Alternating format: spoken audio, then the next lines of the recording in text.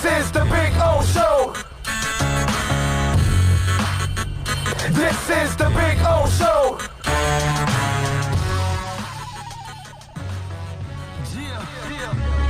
Big O, we told you we ain't playing no games, man.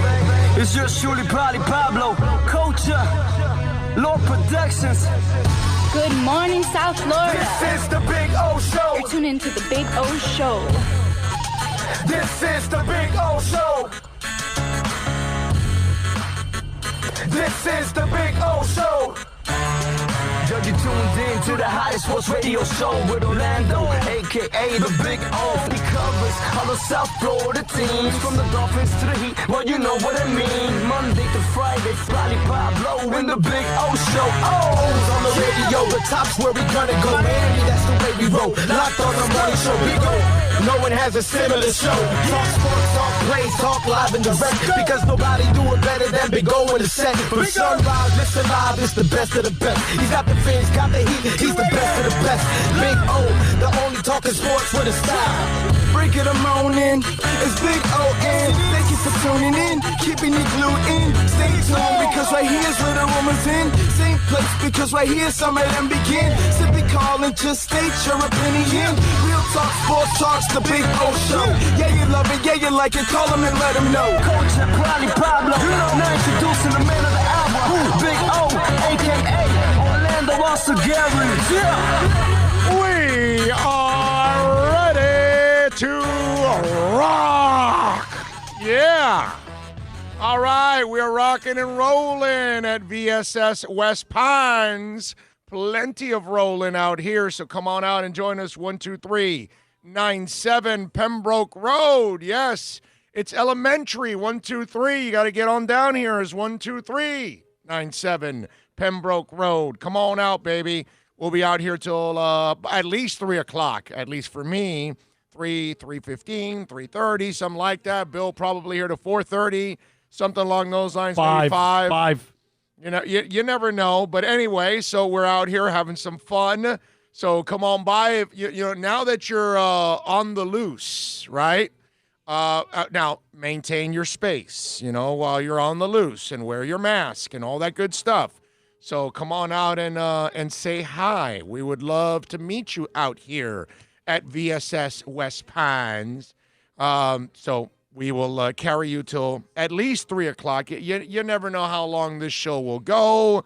It's just one of those things that continues, as they say. It's, you know, this COVID thing, it's so screwed up, right? Because as you get, the older you are, I would imagine the more paranoid you are about it, right? You know, unless you're a certain class of people that are just underestimating the thing and, you know, whatever, and you're not watching the cases go up as people go out and go, you know, get around each other. Now we're watching the death rate go up again, and it's crazy. And the paranoia, you know, I've told you guys already. Look, I bought my masks before most people. You guys know that. And so I've been one of those that, hell, if I could figure out a way to do the show with a mask, that I could have some kind of a mic inside that it wouldn't sound muffled, I would probably do it. You know what I mean? But I can't. But outside of that, it's the paranoia has set in so badly is I've got my Camry XSE, which tomorrow will be over at Toyota of Hollywood, right? Love my car. Been fixing up my car little by little, putting on little things, little extras that I needed on the car, whatever, you know, car seats, mats, you know, all these little extras that you get for your car, you know, and you're going to want to fix it up. And because of this thing going on the last couple of months, I normally will take my car somewhere to get it washed. I don't want to go get it washed now because I don't want somebody else in my car cleaning the car. You know what I'm saying? It's kind of crazy, isn't it? So then I go, okay, I need a vacuum, right? And I got this vacuum cleaner in my house, the Dirt Devil, and it's a nice vacuum cleaner. It works well, but it's the old style vacuum cleaner stand up, and then you got to get the hose out to adapt. And it's like a pain in the ass. So then I have to vacuum the car. But I didn't want to go to the gas station. because I don't want to use the one that everybody else is using. And that one's convenient because it's got that long ass, hose, and you could like hit any part in the car and you're cool, right? Do you know that my paranoia got to a point that I bought a portable vacuum cleaner for my car? Okay? I have it there. It's in my trunk now. Today I'm going to vacuum my car that I haven't vacuumed in a while. And when I'm actually looking forward to cleaning the car. I have to do it myself now, which kind of sucks, by the way. Okay? Give us some lights. There we go. Which kind of sucks, by the way, because I'm not a fan of cleaning the car. I have to admit, I'm not a fan of cleaning the car. I'm not. But I will admit this. Every time I clean the car, when I clean my own car, and you do it too, okay? We all like send our cars to, drop it off somewhere or sit somewhere, watch somebody else wash it, or you go to those places like the one on US 1 and 57th Avenue that people drive through and then they, hand it down, all that stuff, and you stand there and all that. So whatever way you have put your car out to wash over time, the times you do wash it yourself, right? When you're done, every single time, don't you say, damn, I did a much better job than if I would have paid for it, right? Because, you're going to detail it more. You're going to go for every little crack and crevice and try to get everything out that you can and all that while you're at it. You know what I'm saying? So that's the positive way of looking at it for later on this afternoon when I'm actually cleaning my car, that, you know what, it's going to look better than if I actually paid somebody else, $15, $20, $25 to clean the damn car. You know what I mean?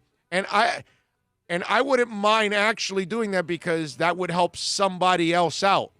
You know what I mean? That's kind of like that's what the cycle is. You know what I mean? You make a little money, you use your money to help somebody else, but the paranoia of not wanting another person in my car, touching it, breathing, whatever, that scares the crap out of me. I had to go buy a vacuum cleaner. How nutty is that? Has anybody else gone through this? I'm just wondering how many of you fight this paranoia, right? It's crazy. I don't know. Listen, if you cherish life, maybe you're not that paranoid. Maybe you don't care, and if you die, you die, and you move on, whatever, But for me, man, God, it's crazy. Alan says, the paranoia is caused by the news. Don't get me wrong. I believe in free press and the media, but they exaggerate for ratings and clicks. There's no exaggeration, bro. What's exaggerating? People are dying. There are corona cases all over. I don't know what exaggerating you're talking about, Alan. 120,000 people have died, Alan. What's to exaggerate? I'm sorry. I'm missing the point here. 4 months, 120,000 people. What's there to exaggerate? I'm trying to figure out that line. How does that make any sense? What is exaggerated about 120,000 people, 120,000 Americans dying in 4 months, Alan? I'm sorry, I'm missing the point here. What's the exaggeration on the 800 people that died yesterday? I'm missing the point. Where is the exaggeration? Those are called facts. That's reality. Reality is this is really contagious. Alan, it's people like you that are continuing the spread. It's that attitude. Oh, no, they're blowing it up. What's there to blow up, dude? They're just giving you the stats on people dying. And it's probably more, actually, because there's a whole bunch of people that died that they didn't test, especially early on in this process. CDC is lying.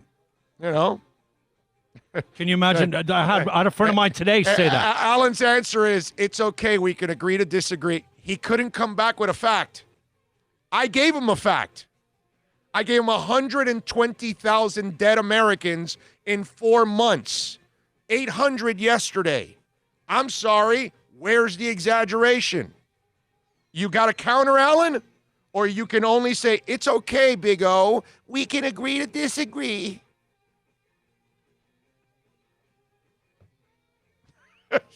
I still love you. I love you too. But where's the exaggeration? I want to know. There's no exaggeration. Wear a damn mask, try not to catch the thing, and stay alive. Pretty simple. If it was exaggerated, we can pack discos and concerts and convention halls and clubs and bars and parties. If it was exaggerated, and orgies. The poor orgies. There's no orgies going on in this country. That's a shame. What happened to, what is it, Miami Velvet or whatever? What the hell's the name of that place on 36th Street? And it's called Miami Velvet. There you go. What happened? Miami Velvet is out of business, Alan. That's not an exaggeration, bro. I mean, Alan, that's not an exaggeration. People can't screw each other openly anymore because of COVID. How is that exaggerated? I'm not sure. Alexa B goes, laughing my ass out. Oh, slapped him with the facts. I mean, if you're going to say it's exaggeration, it's like, wow. The exaggeration is if you look at the numbers, it would be higher. Well, then it hasn't been exaggerated then. It's been underreported then is what you're saying. But make up your mind, bro. What are you related to Kyrie Irving, Alan? 1 week you want to go play in the NBA, and then they tell you, no, you're not allowed to go because you're on the IR. Players on the IR aren't allowed to go. Oh, I'm not allowed to. Oh, okay. I don't want anybody to go now in the NBA. I don't want anybody to go back. Alan, what is it, C? It's Alan C. Irvin, right? I got you.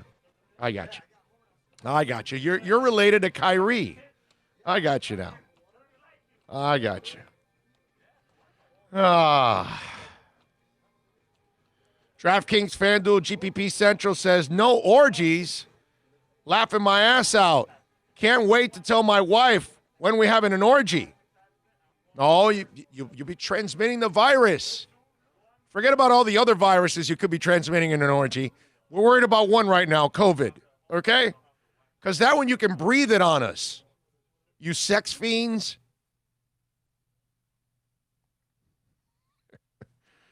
Matthew Walker said, just had a good jog this morning. Had not worked out in a few months, so it felt good to get back. Had my mask on, too. Wow, Matthew, you're a freaking stud, bro. You are a stud. I don't know how many people could go jogging and maintain the mask on. That's strong, bro. That's super, super strong. And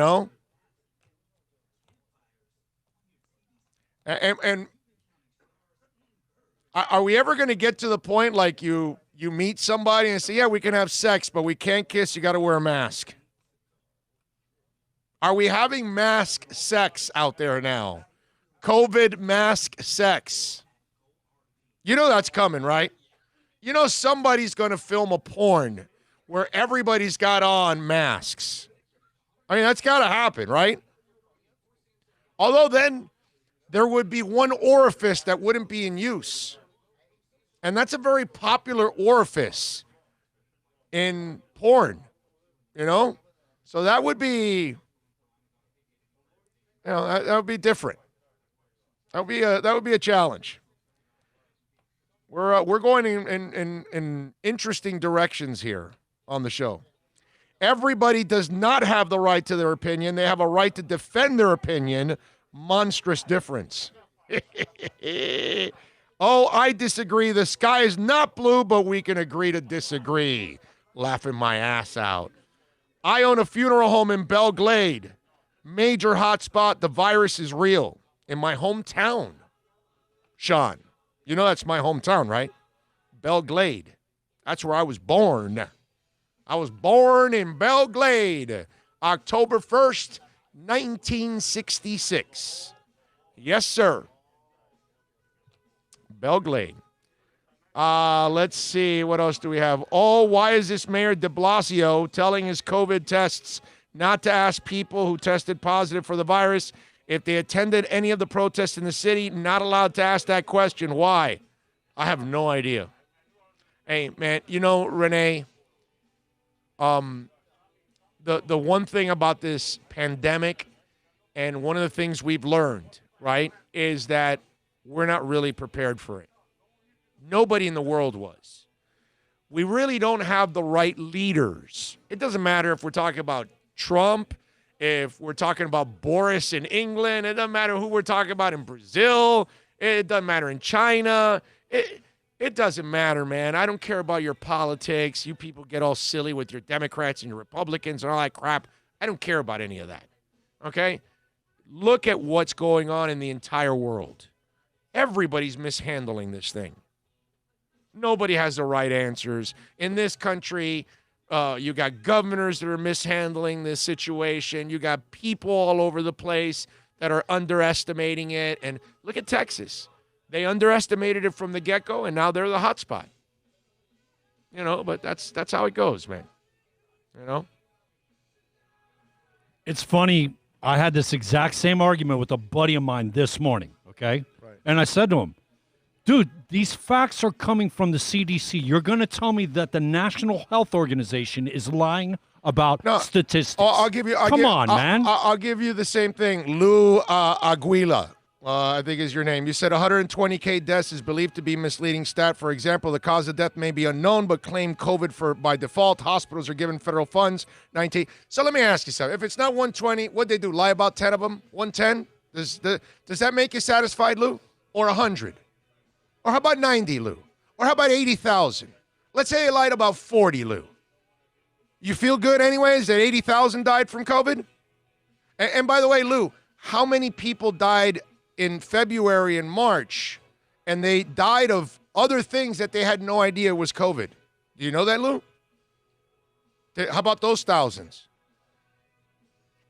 They're saying we could go back to November, December maybe with some cases, man. Listen, this is for Lou and all the other silly fools in this country, all right? Stop playing politics. People are dying.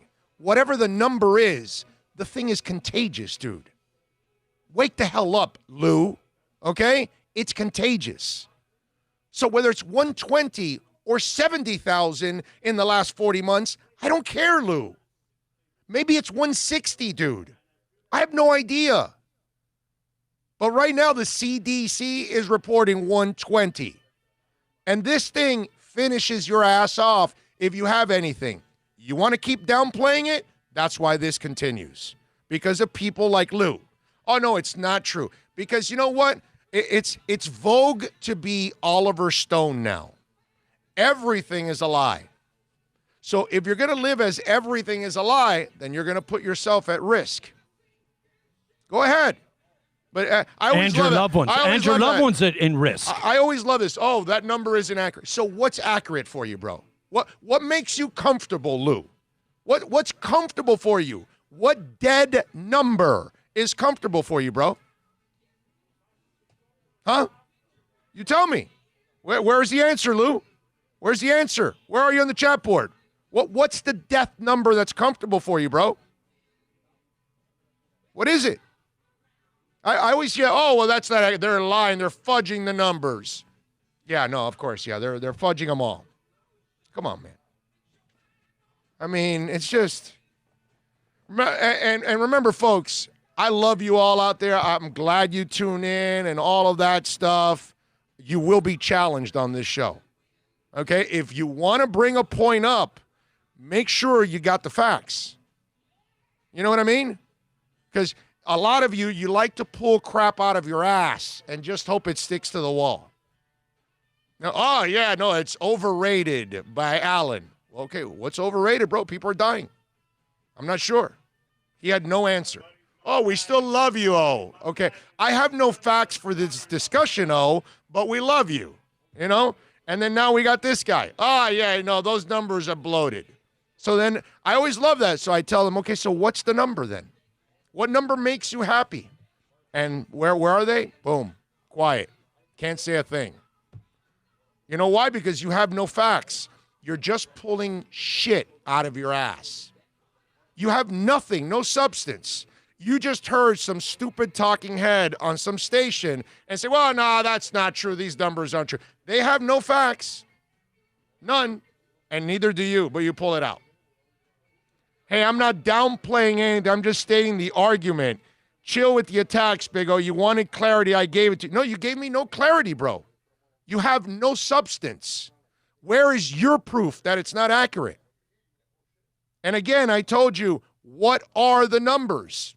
Well, what is satisfactory to you? New Zealand had no cases, 45,000 attended a pro rugby game in Auckland. Oh, they're lucky they don't have. Some places don't have. In Montana, they don't have either. Okay? What's New Zealand's population? Their entire country? I will find out.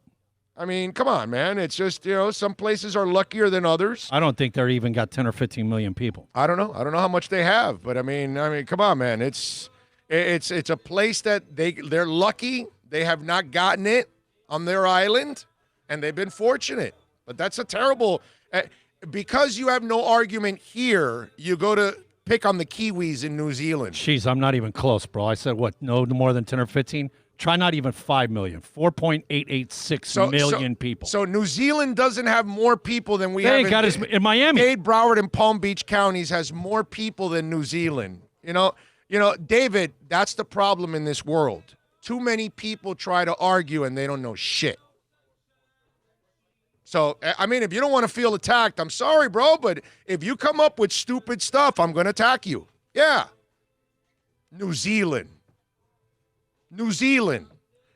doesn't even have our problems, bro. New Zealand. Yeah. David, go suck on a kiwi and get lost. 786-322-1105. That's 786-322-1105. Oh, as someone that does research for a living, Lou is full of crap. It is a felony to lie on a death certificate, punishable 5 to 10 years in prison. So someone's risked a career, job, freedom for what? BS. Thank you, Dougie Fresh. But Dougie Fresh, you do this all the time, and you do your research, bro. You are awesome. And you do it all the time, and you inform us. But the Davids of the world are the majorities in this country. Okay? Look, most of you Democrats and most of you Republicans have no idea about your candidates. Okay?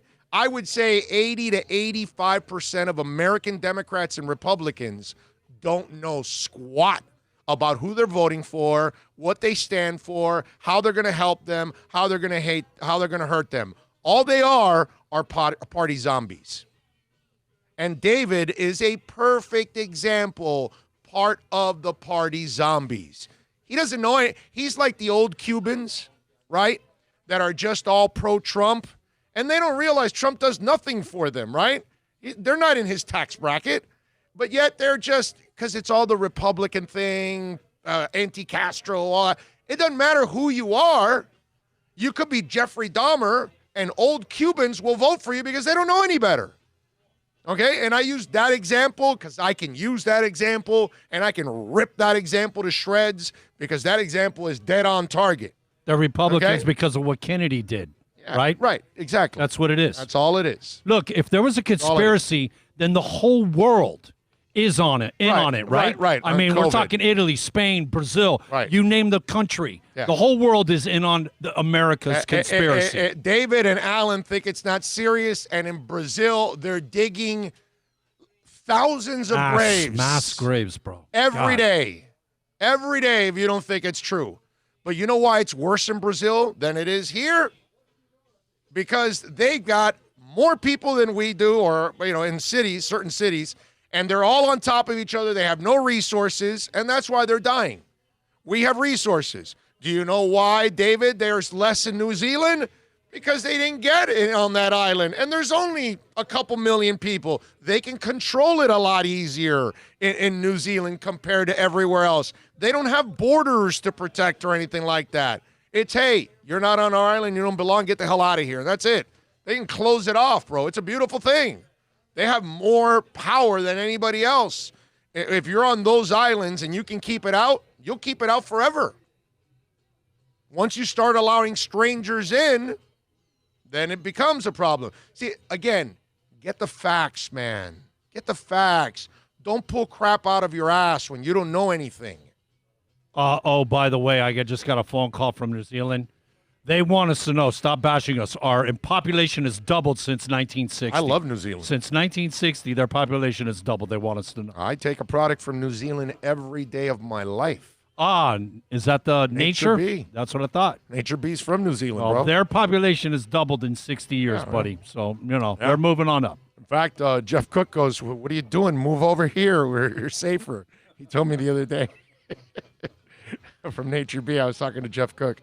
What we should be talking about is not defunding the police. They need money for daily trading, for de-escalating scenarios, rather than pulling an effing gun. I don't know if more money solves that, brother. You keep funding more and more, and they don't get any better. I disagree with you on that. Now, you need better people is what it is. I think that's what it is. I think the qualifications have to be a lot higher, Big O, the right has turned a world pandemic into something political. Everybody's turned it, bro. Everybody. That's I don't see the right says it from the left, and the left says it from the. You guys.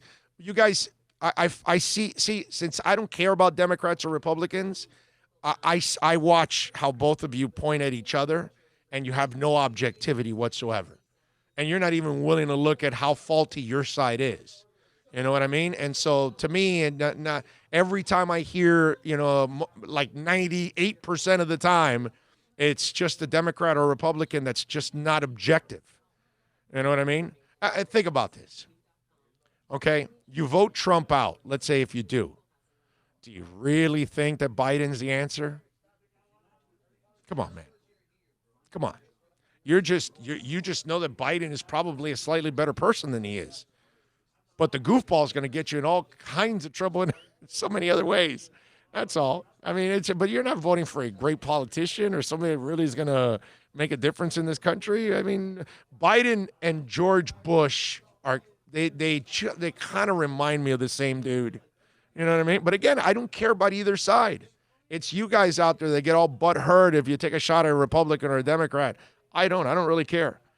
Let's see. Oh, people don't realize how the United States, as fall of Kennedy, both sides hated Kennedy. And if the American people ever found out about the secret document of JFK, a lot of people would be in jail.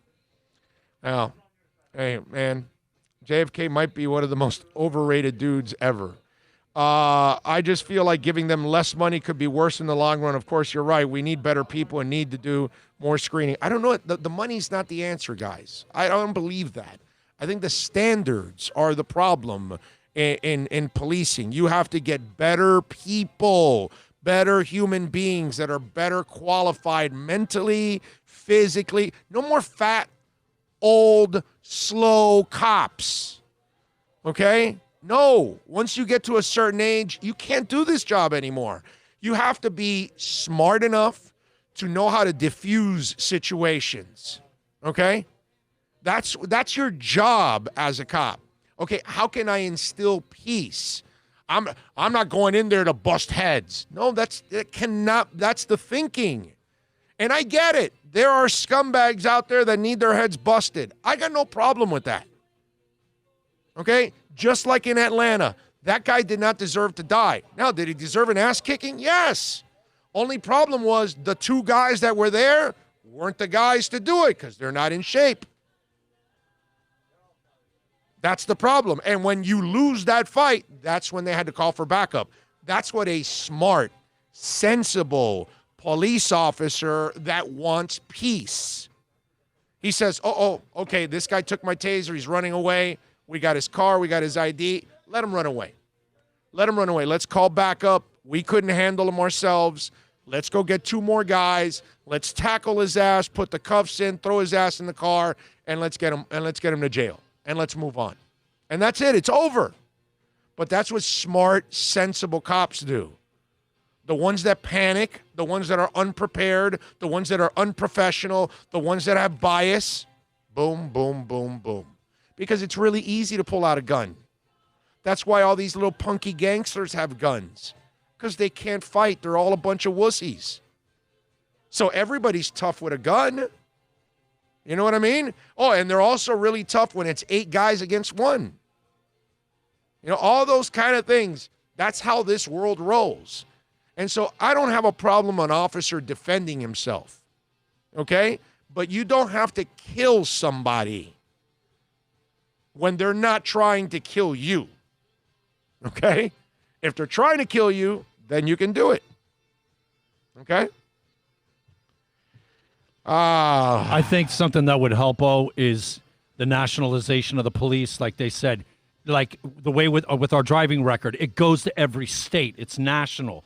There is no, you're a bad cop in California, so you go get a job in Arizona. It needs to be nationalized, because there has been bad cops over here that go over there and get a job across the state line. The other thing, the fact that you're a cop, you can't be held civilly accountable for your actions. They need to take that out. The fact that you have a badge doesn't mean that I shouldn't be able to sue you if you killed my brother, my son, whatever. You should be responsible for your actions because you have a shield. You can't hide behind that. That's unacceptable. Alan, you keep burying yourself. You want facts? What about the lady who got fired from the Department of Health because they wanted her to exaggerate the numbers? Please reply. Who is she? Where? What is it? Who? What lady? What name? Where? What state? What city? When did it happen? Where are the facts? See, Alan, discussions aren't about vague comments. Give me specifics. I don't see anything. You're just pulling out some story that I don't even know if it's true or not. I don't even know what news source you got it from. OAN? 786-322-1105. That's 786-322-1105. The first super chat in for the day. DraftKings, FanDuel, GPP. Do we have anything there? Do we have it? Okay, try it again. Bill can't do anything. He can't get the sound bites, but thank you for the super chat, DraftKings, FanDuel, GPP Central. You are an absolute stud, my brother. Appreciate you. Strong on your part. Tremolio says, first thing you do is audit any police with more than 5 complaints get fired. Between 2 and 5 complaints gets restraint. Deep physical evaluation. Anyone with more than 5 positives gets promoted. Okay. All right. He's got the whole system. You got it now? What the hell? Super chat. That took guts. We need guts. I told you I can totally... Super chat. So you think you got what it takes? You have no skills. This is permanent. Good job. I'm promoting you. You got a lot of problems, don't you? Take pride in that.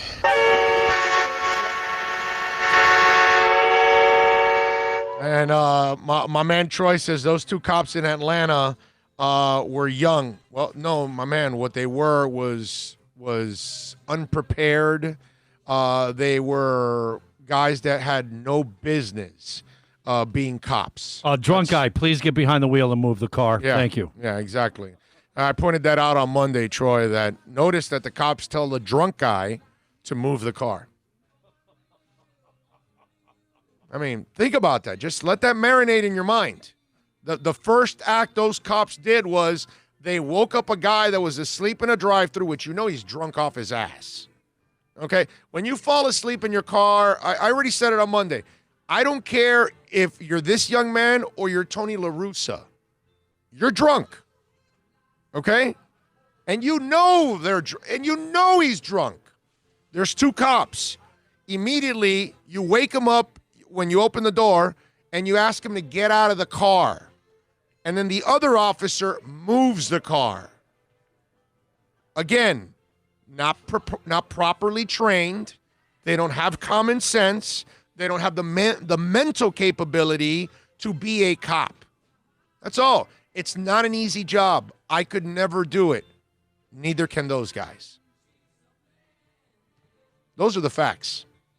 I can't do the job, and those 2 guys are not at all in any way, shape, or form built to be police officers. When you tell a drunk man to move the car, you're done in my book. Okay? Guys, I doubt the NFL season will go on by week 7. Players go out and party and club, but they will get COVID-19 and spread it. Probably. I've got something for you, okay? Let's switch it to sports now, right? Let's do a little sports.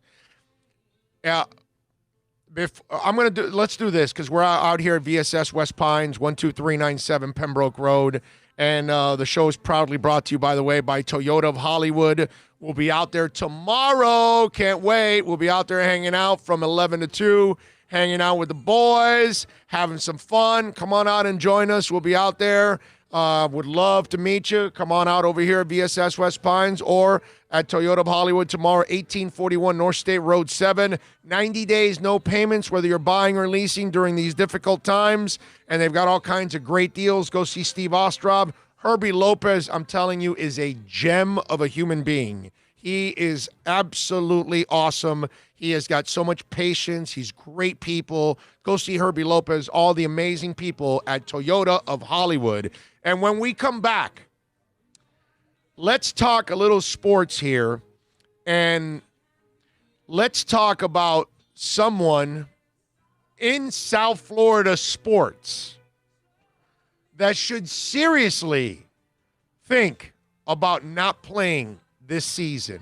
That's next. Are you tired of watching the same old travel videos on the internet? Well, then check out MikeNoGoZones.com, a travel documentary that's breaking barriers. I go to the places that the media tells you to fear, where no one else dares to go. Baltimore, Opelika, South Side of Chicago, and more. Go to MikeNoGoZones.com. America's safest and best-selling compact luxury SUV is at Acura of Pembroke Pines, and this is how we do it. RDX, $339 a month at Acura of Pembroke Pines, the #1 volume Acura dealer. No one expects to get into a crash, but I expect you to go to accidentlawfirm.com if you do. Make sure when hiring a driver, you go through a rideshare app so that you can be covered by the insurance, which can be up to $1 million whether you're a passenger or a driver. In other words, don't try to save a few bucks by paying cash instead of going through the app. I'm attorney Bobby Nunez from Nunez Law in Miami, and we're here to help you through the process. Go to accidentlawfirm.com for a free consultation from me, Bobby Nunez. That's accidentlawfirm.com. It's a buyer's market at Toyota of Hollywood. Over 1,500 Toyotas on the ground, and truckloads just keep on coming. Now pay up to 50% less. 2020 Camry, not $29,000, $17,775. 2020 Corolla, not $22,000, $13,775. Buy a new 2020 Toyota with 0 down and 0% financing, or we'll make your payments till 2021 at Toyota of Hollywood, the #1 volume Toyota dealer on 441 between Hollywood Boulevard and Sheridan Street.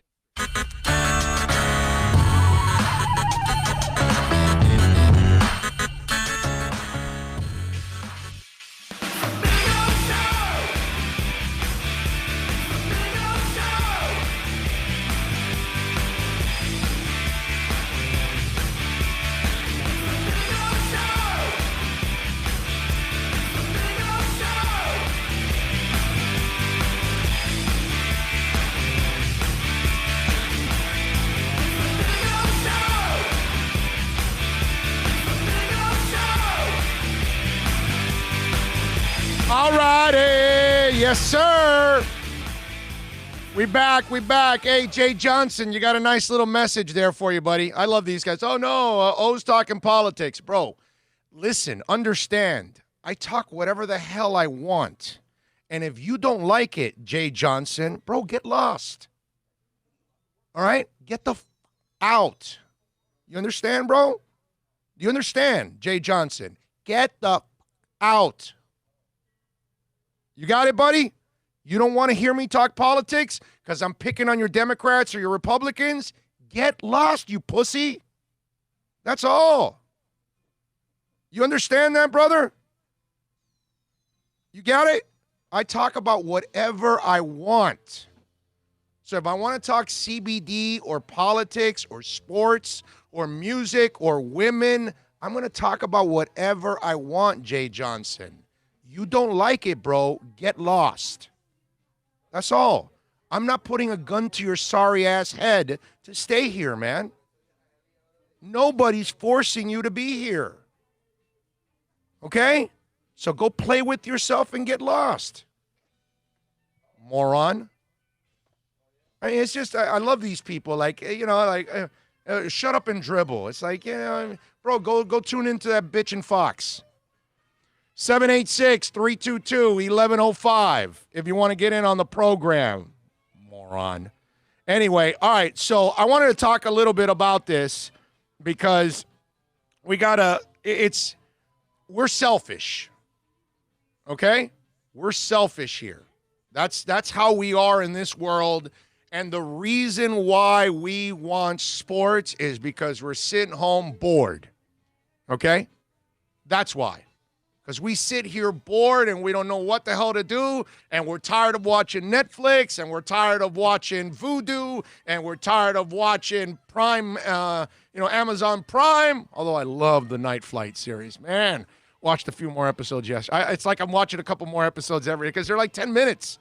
That's all. It's so awesome. Quick in and out. Yeah, it's so awesome. Anyway, so I get it, and then we want them to get back on the ice and get back on the pitch and get back on the field and get back on there, because we need our entertainment. Get your asses in the octagon, right? We need that entertainment. So I'm thinking about this, right? And I know this is going to maybe piss off some of you out there, but I want you to be objective about this, okay? I want you to put yourself in this person's shoes, all right? Why should Bam Adebayo play? Explain to me. For those of you on the chat board, you want to send me on the accidentlawfirm.com text line, because, the chat board's moving so much, it's hard to catch up with everything. You could do that, super chat, whatever. You tell me. What is so important about Bam Adebayo playing right now this season? Because, let me explain something. He's not making his max money. He's about to, after this season. He risks injury in a shortened season, okay? You've got COVID. It's a respiratory disease. What happens if he picks up something that hurts his career? Now, some of you are saying, well, they're negotiating an insurance policy. Okay, so let's just say he negotiates an insurance policy that gives him $50 million over the life of the policy because he got COVID and he can't play anymore. Do you think he's still satisfied for the rest of his life with that money? No, because he never got to play his career. They can tell you, you can be a chef at the best restaurant in New York City or San Fran or Paris, right? But then you got some kind of disease or something. You've now been shelved for the rest of your life. You can't cook ever again, and you never got the experience of running a top kitchen in a top restaurant. You think your life is fulfilled? No. So if you're Bam Adebayo and you're risking all of this in a shortened season, you have no shot at a title. None. You're not winning the title. Okay? Please. Don't start. Okay? You're not winning the title. You got no shot at a title. You're a 500 team for most of the season. For all of the season after the 24-8 start. So the team really isn't as good as it should be yet. Because they're young, of course. And I know they're going to get Myers Leonard back and they'll get Tyler Hero back and all that, but they're still not anywhere near a championship caliber team. What are the reasons for Bam Adebayo to risk all of this? He's going to do it, okay? Don't get me wrong now. Every Heat player is going to play. You know it and I know it. It's the Heat. But I was thinking about this. There really is no reason whatsoever for Bam to play. He gains nothing from playing at all. He risks everything by playing. What's he need? A few more games of experience? Is that really going to make a difference? No. He's a phenomenal young man. Character is perfect. He's gotten better and better and better every single day. And so it's pretty cool, that to watch his growth. But what does he gain from doing that? I was thinking about that. I don't think he gains a damn thing from playing. Yeah, it's my entertainment. It's your entertainment as a Heat fan. Our Heat will be better. I get all of that. But I feel for the man because he is truly risking what he loves, and you don't know when he's going to be able to overcome that. I don't know. It just, to me, I thought about this and I said, okay, and the only reason you and I would want him to play is for him to entertain us right now for a couple of weeks. That's it. It's kind of selfish. It really is. What would you do if you're Bam Adebayo? You have everything on the line. You really gain almost nothing by playing the final couple weeks of this regular season and the playoffs. You really don't gain that much. Yeah, the playoff experience, is that worth risking your $100 million contract? Risking your future? It's exactly what that was going to be my end. Like, I want playoff experience and him to get playoff experience with the rest of the young guys. But you know what? At the expense of him ending up with something that alters his career and he's done? No, bro. I kind of like your idea. Man, dude, you need to not play, bro. Yeah. Save you, put you on the shelf for. I'm almost let all them guys. Ian from Brooklyn says Bam ain't built to sit though. He's going to play. I get. You're not understanding me. I'm not saying that. I know he's going to play. I know every Heat player is going to play because you can't come into that organization if you're not wired like them. If you're not committed like them, you're not going to stay around. We don't have any Hassan Whitesides here anymore. Yeah. These guys are Heat guys. Right. Like Kyrie Irving is not fit to be in this organization. So I know what reality is. I know they're going to play and risk it. I'm just bringing up the point that Bam really, out of all the Heat players, has nothing to gain by playing. That's all I'm saying. If you're honest, if you're being objective, if you're Bam's agent, I don't know, man. I kind of would tell the guy, you put everything at risk here, and they are risking nothing. Sure, the insurance policy pays you 30, 40, 50 million if you end up getting a respiratory issue and you're done and you can't get your fat contract, but then you'll never play again in the NBA. And you never got to live and really achieve, who knows, maybe Bam wants to be in the Hall of Fame. Maybe Bam had a shot at winning a title and he never got it because he played in a shortened season to finish it off where he had nothing to gain. Hello, I'll be selfish. How about for our Heat? I love Bam. I love where Bam's headed. Yep. Yeah. Put the guy on the shelf and let's have him for the next decade. That's right. Some of us follow politics and news more than others. Therefore, there will always be ignorance. Amen, my brother. Amen, John. Big old miracles do happen. We beat the Soviets in hockey in 19... Troy, come on, bro. Troy. What's the miracle in basketball, Troy? Thanks for playing. Appreciate it, Troy. Any miracles in the NBA Finals? Huh, Troy? I'm sorry. I must have missed the Marlins in the NBA Finals of 2003 because 97 was not. 97, they did what they were supposed to do, actually. 03, that's a shocker. The Royals, that's a shocker. When does it happen in basketball, Troy? When? It doesn't. At all. They might win a series. They might advance one round. No teams, no young teams that ever win titles in the NBA. It's seasoned teams, San Antonio, Miami, Cavs, Warriors. It's not like, some young upstart team comes up and wins a title. It never happens in the NBA. Never, Troy. Listen to me. Never. Follow the sport, my man. Never. Okay?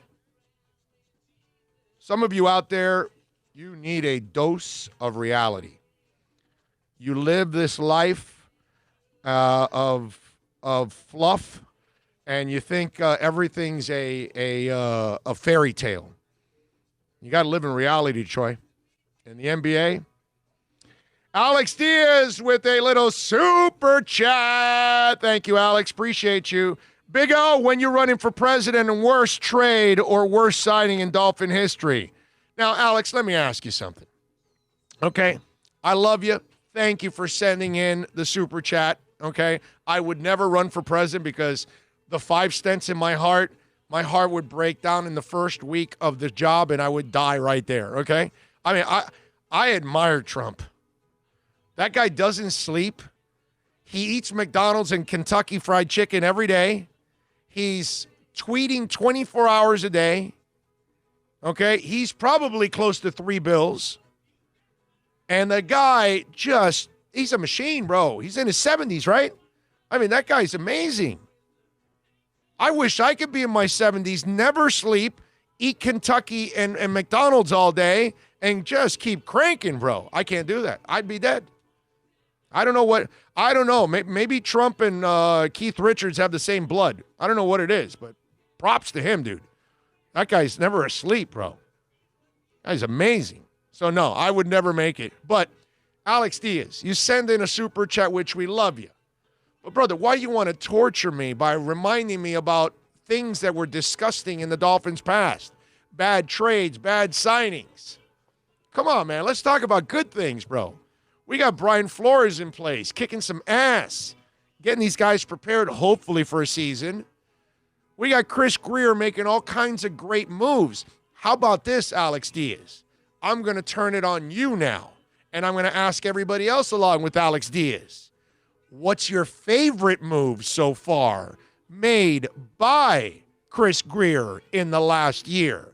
What's your favorite move? What's your favorite draft pick? What's your favorite signing? The draft pick one is boring. That's obvious. It's going to be Tua. I mean, give me a break. What else are they going to pick? Okay? That's what I would tell you, Alex. What's your favorite move from Chris Grier? What do you think is his most underrated move in the last year? See, that's fun, Alex. You know what I'm talking about? Let's have some fun with this. I don't want to think about I didn't even want to mention the names, bro. Oh, man, we've had enough of that. It's a new age, bro. It's a new Dolphins time. We are turning the page, bro. It's about positivity. It's about winning. It's about great culture. There's no more controversies and pointing fingers and people getting fired constantly and players unhappy and all that. Those days are done, Alex, man. We need to reprogram you. Okay? That's what I want. I want people to. That's why I encourage all Doll fans to listen to this show, because at least we will be honest with you. Okay? Not about fluff. I'm not trying to create something that isn't there. I think it's there. I believe it's there. The negative stuff and all that man, that's all in the past. That's in the rearview mirror, bro. I can't live there. The past is the past. Let's bury it. Let's look forward, man. Let's look forward. That's what I want to know from you guys. Okay? Trump would be a great comedian, no lie. I don't know, man. I don't know. He doesn't have to do material. He just be himself. Come out there and say some of the off-the-wall things he says, right? Yeah. I mean, you could do something like that. Oh, truly thinking about it, as much as I want the entertainment, I think they should cancel until there's an actual smart way of doing this. Mario, they may be headed that way anyway, but there's so much money involved that they have to do this because they have to try to save some of that money. And those TV contracts are so delicious that if they break those contracts, then the TV deals can be, maybe, I don't know if they can back out or whatever and adjust.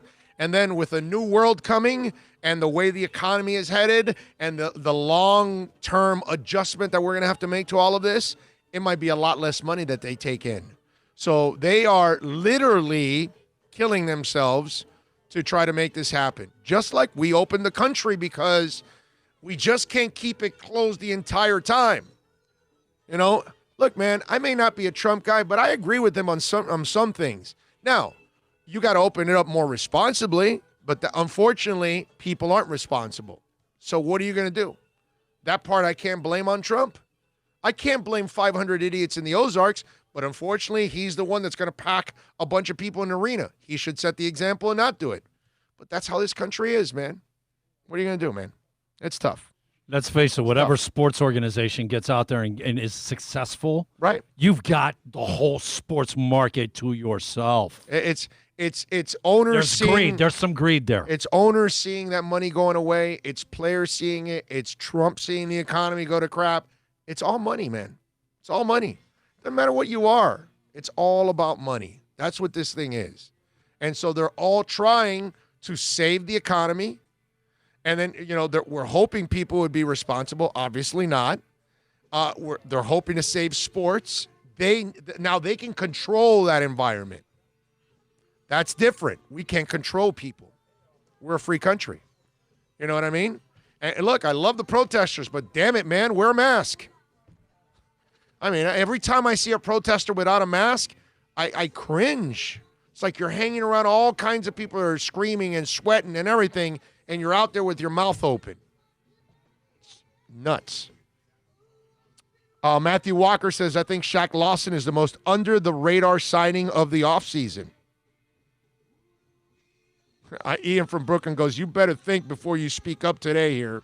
Yep. I pray to the football gods, please let us be great. Oh, hey, Jean, it's coming, bro. It's coming, man. I'm sorry. Dolphins are going to be an ass-kicking franchise. You'll see. Omar Lopez, Super Chat. What's going on in there? Super Chat. Excuse me a sec. What are you babbling about? Super Chat. If he Super Chat. will all Super Chat. It'll be anarchy. It's out of my hands. Gus 1388. Big O, you wouldn't survive camping. Oh, campaigning. Oh, I wouldn't survive camping and campaigning. You're right. You're right, Gus. Yeah, you would. They have portable air conditioners out. They have self-blow-up air mattresses. No, I think Gus is. Oh, you're talking about camping. You can go. Oh, okay, no. but that's like that. Well, you said you wouldn't survive camping either, but you ought to see. But is that real camping? But that's not real camping, brother. You make your creature comforts to your specifications, okay? Okay. All right. Let's see. I can do camping now. The only thing is we need to be at like a KOA, so at least I have access to a shower. Right. Okay? Dougie Fresh says, not sure how much Greer did to convince him, but my favorite move is Fitz coming back next year. Money. Oh, Dougie Fresh, he was coming back. They gave him a 2-year contract. He was under contract. Notice how Greer ties you in and kind of locks you into it, like what he did with Parker. He got him on a 2-year contract. He kicked ass. The agent and Parker wanted a new deal because they knew that, okay, they would come back on their final year. And he was like, well, yeah, we'll give you a new deal. And then he worked a cap-friendly 4-year deal because those guys knew that they were desperate to sign a cap-friendly 4-year deal instead of a 1-year deal on an injury-prone guy. And so now he locks what's a legit number 1 wide receiver to number 2 money. You know what I mean? This is how Greer works, dude. He's really smart in this. The way he manipulates and uses the contracts to the team's favor every single time. It's a different world. I keep telling you. That's why Alex Diaz, baby, focus on the good stuff, man. Don't focus on the bad stuff in the past. It's in the rearview mirror, bro. Too many good things happening with the Dolphins. You know what's, to me, the most underestimated thing that Greer did? What? The money, man. How he was able to get us righted with the money so quickly. Well, because he was disciplined and we got to get rid of it and take the cap hit now. But the fact that we're out from under it. Oh, yeah, completely. Like, we expected to be under this for maybe another year or two. We're free and clear. Yeah. They're done. Mario says, favorite Greer move, the 2019 season. We're finally set up to hopefully succeed. I like it. Money is God to some people. That's what Richard McLean says. I'm with you, man. Protesters mask and 6 feet distance. That would be nice, man. Unfortunately, they're not doing that. What do we have? Samuel Robina says, my favorite pick is actually Jeff Baker. I thought he was a great pick by Greer in the 3rd round. Okay. I think you're talking about the linebacker, right? But it's not Baker, right? And it's not Jeff. No, I don't think so. Let me look it up. You know who I Big O, is that a Power Slave shirt? Well, yes. Yes, it is. It's from the tour, from the Book of Souls tour, and they had several shirts with different types of album covers, and this is, yes, Power Slave. Yes, sir. I am. You are correct. Let's see. I'm excited to see the O-line, says Miami fan for life. Joe Brito says Raekwon McMillan, se queda o se va. May not be the type of linebacker Flores likes. You are correct, sir. Now, they did use him as a pass rusher more last year, so they changed it up because he can't cover. That's why you're saying that. And I can't argue with you, Joe. You're correct. He probably is not a perfect fit because he's a 2-down linebacker. But because they use him as a pass rusher, we'll see if he grows into that position this year, and then that will determine if he has a future here. But he was drafted before Flores, so it was a different system then. So those are the things that happen when you change a system. Some players will fit and some players won't. But to their credit, they found ways to use him last year, which I thought that was pretty smart on their end. Again, positive stuff. Finn Strong 1 says, hey, Big O Bill, what did I miss about Bam? Well, you got to rewind. But we talked a little bit about maybe it's not worth playing for him. You should listen. Yes. It'll be up in a matter of probably a half an hour. Within a half an hour, it'll be on the podcast. What are you showing me? That's all our draft picks from last year, from this past draft. Right. And I don't see a Baker. No, there's not a Baker. You know who I'm liking, man, as a sleep guy? The Weaver kid. The Weaver kid was supposed to be a 2nd, 3rd, 4th. That's another guy that people are saying. John says, you missed my super chat. I'm sorry, John. Did I miss your super chat? Let me see. John Rouse in the house with a super chat. Thank you, Johnny. Appreciate you, my brother. What? Super chat. No way. Yes way. No way. Yes way. They were fantastic. Super chat. Thank you, Johnny. Very nice. Very nice. Giving us the thumbs up on the super chat. That is Good very morning, nice of you. John. Thank you, sir. Thank you. Thank you. Let's see. What else do we have? I got you. Oh, it's all about money. I just hope it doesn't make things worse long term. We all hope, my man. Opening the country, I think we could do better if we actually followed the rules. Yes. Be responsible. That's all it is. See, I don't care about the politics, man. I that's the part, I don't worry about that. I understand why Trump opened it, and I kind of agree. I agree with him on opening. The problem the problem is that people don't really it's not anybody's fault in the government that people act like idiots, put it that way. That's all. You know what I mean? Now, he doesn't set the best example either because he doesn't wear the mask ever. He does a social distance. He's going to pack people in the arena. So you also got to set an example so people can follow. You know what I mean? Yeah, but he's all about pushing the fact that, we need to open, and we need to stop this. Well, no. Because you're trying to stop my progress. To a certain extent, I agree with him. You can't keep everybody at home because you have to. People are losing their careers and their lives, bro. People have built But if you do up. it the way Trump's doing it, it's not responsible. No. That's the problem. No. The way, Trump's message is not responsible. No, but he's not doing it. Remember at the What's White House. What's he not doing? They had it spaced. Remember, he had the White House That's people what I said. push them together. He is not doing it. I the said president. example. I said, yes. Listen to me. I said, yes, he's not setting examples, but he's still right on opening the country. The problem is people are stupid, and they're doing stupid things like he does. And then that's why they get in trouble. They follow his lead. That's all it is. But if everybody social distance, If nobody goes to that arena where he's at, and packs it in, then you'll have less people getting sick. Alex Diaz chiming in with another super chat. Alex Diaz, you are a stud, my man. Sorry about the last super chat. Favorite signing, Shaq Lawson, Kyle Van Noy. Favorite draft pick is Noah, the corner, and the pass rusher Weaver. Tua was okay. All right, there we go. See, that's what I'm saying, Alex. That's what you got to focus on, because there's so many good things to focus on with the Dolphins now. I mean, after what happened last year and what we thought was going to happen throughout that entire season, including yours truly, 0 wins, they ended up with 5. We see a team that got better. And forget the past, Alex. And you know what? If you got those Dolphins that are living in the – you got to tell them, hey, yo, dude, forget about that, bro. You got to stop with that, man. That's not what this is about.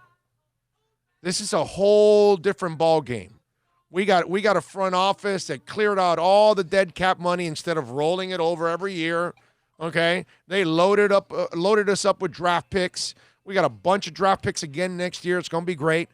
They've gotten 2 quarterbacks in 1 calendar year, because we haven't even played the second season yet. Didn't even use our own pick. Yeah. We created a pick to get that. They've done everything that real responsible franchises do to turn their fortunes around and head in. I'm going to be excited about watching Breida and Howard.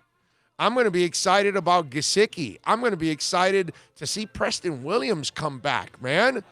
That guy was I think some of us forgot how sweet it was to watch that kid play until he got injured, because what they had found in street free agency was like, holy crap, they found themselves, X is calling him a number 1 wide receiver, and we think, all right, well, that's his teammate. He's just pumping the kid up and all. And then we watch Preston Williams, and we're like, hey, that guy has number 1 quality. I want to see if Devontae Parker can stay healthy, because if he stays healthy and Preston Williams balls, Miami's got 2 number 1 wide receivers out on the field. Have you watched Godwin and Mike Evans? Not that I'm comparing, but you see how beastly those guys are? Our guys have a shot at doing stuff like that. I'm not saying they are. I'm saying they have a shot at doing stuff like that. That's exciting.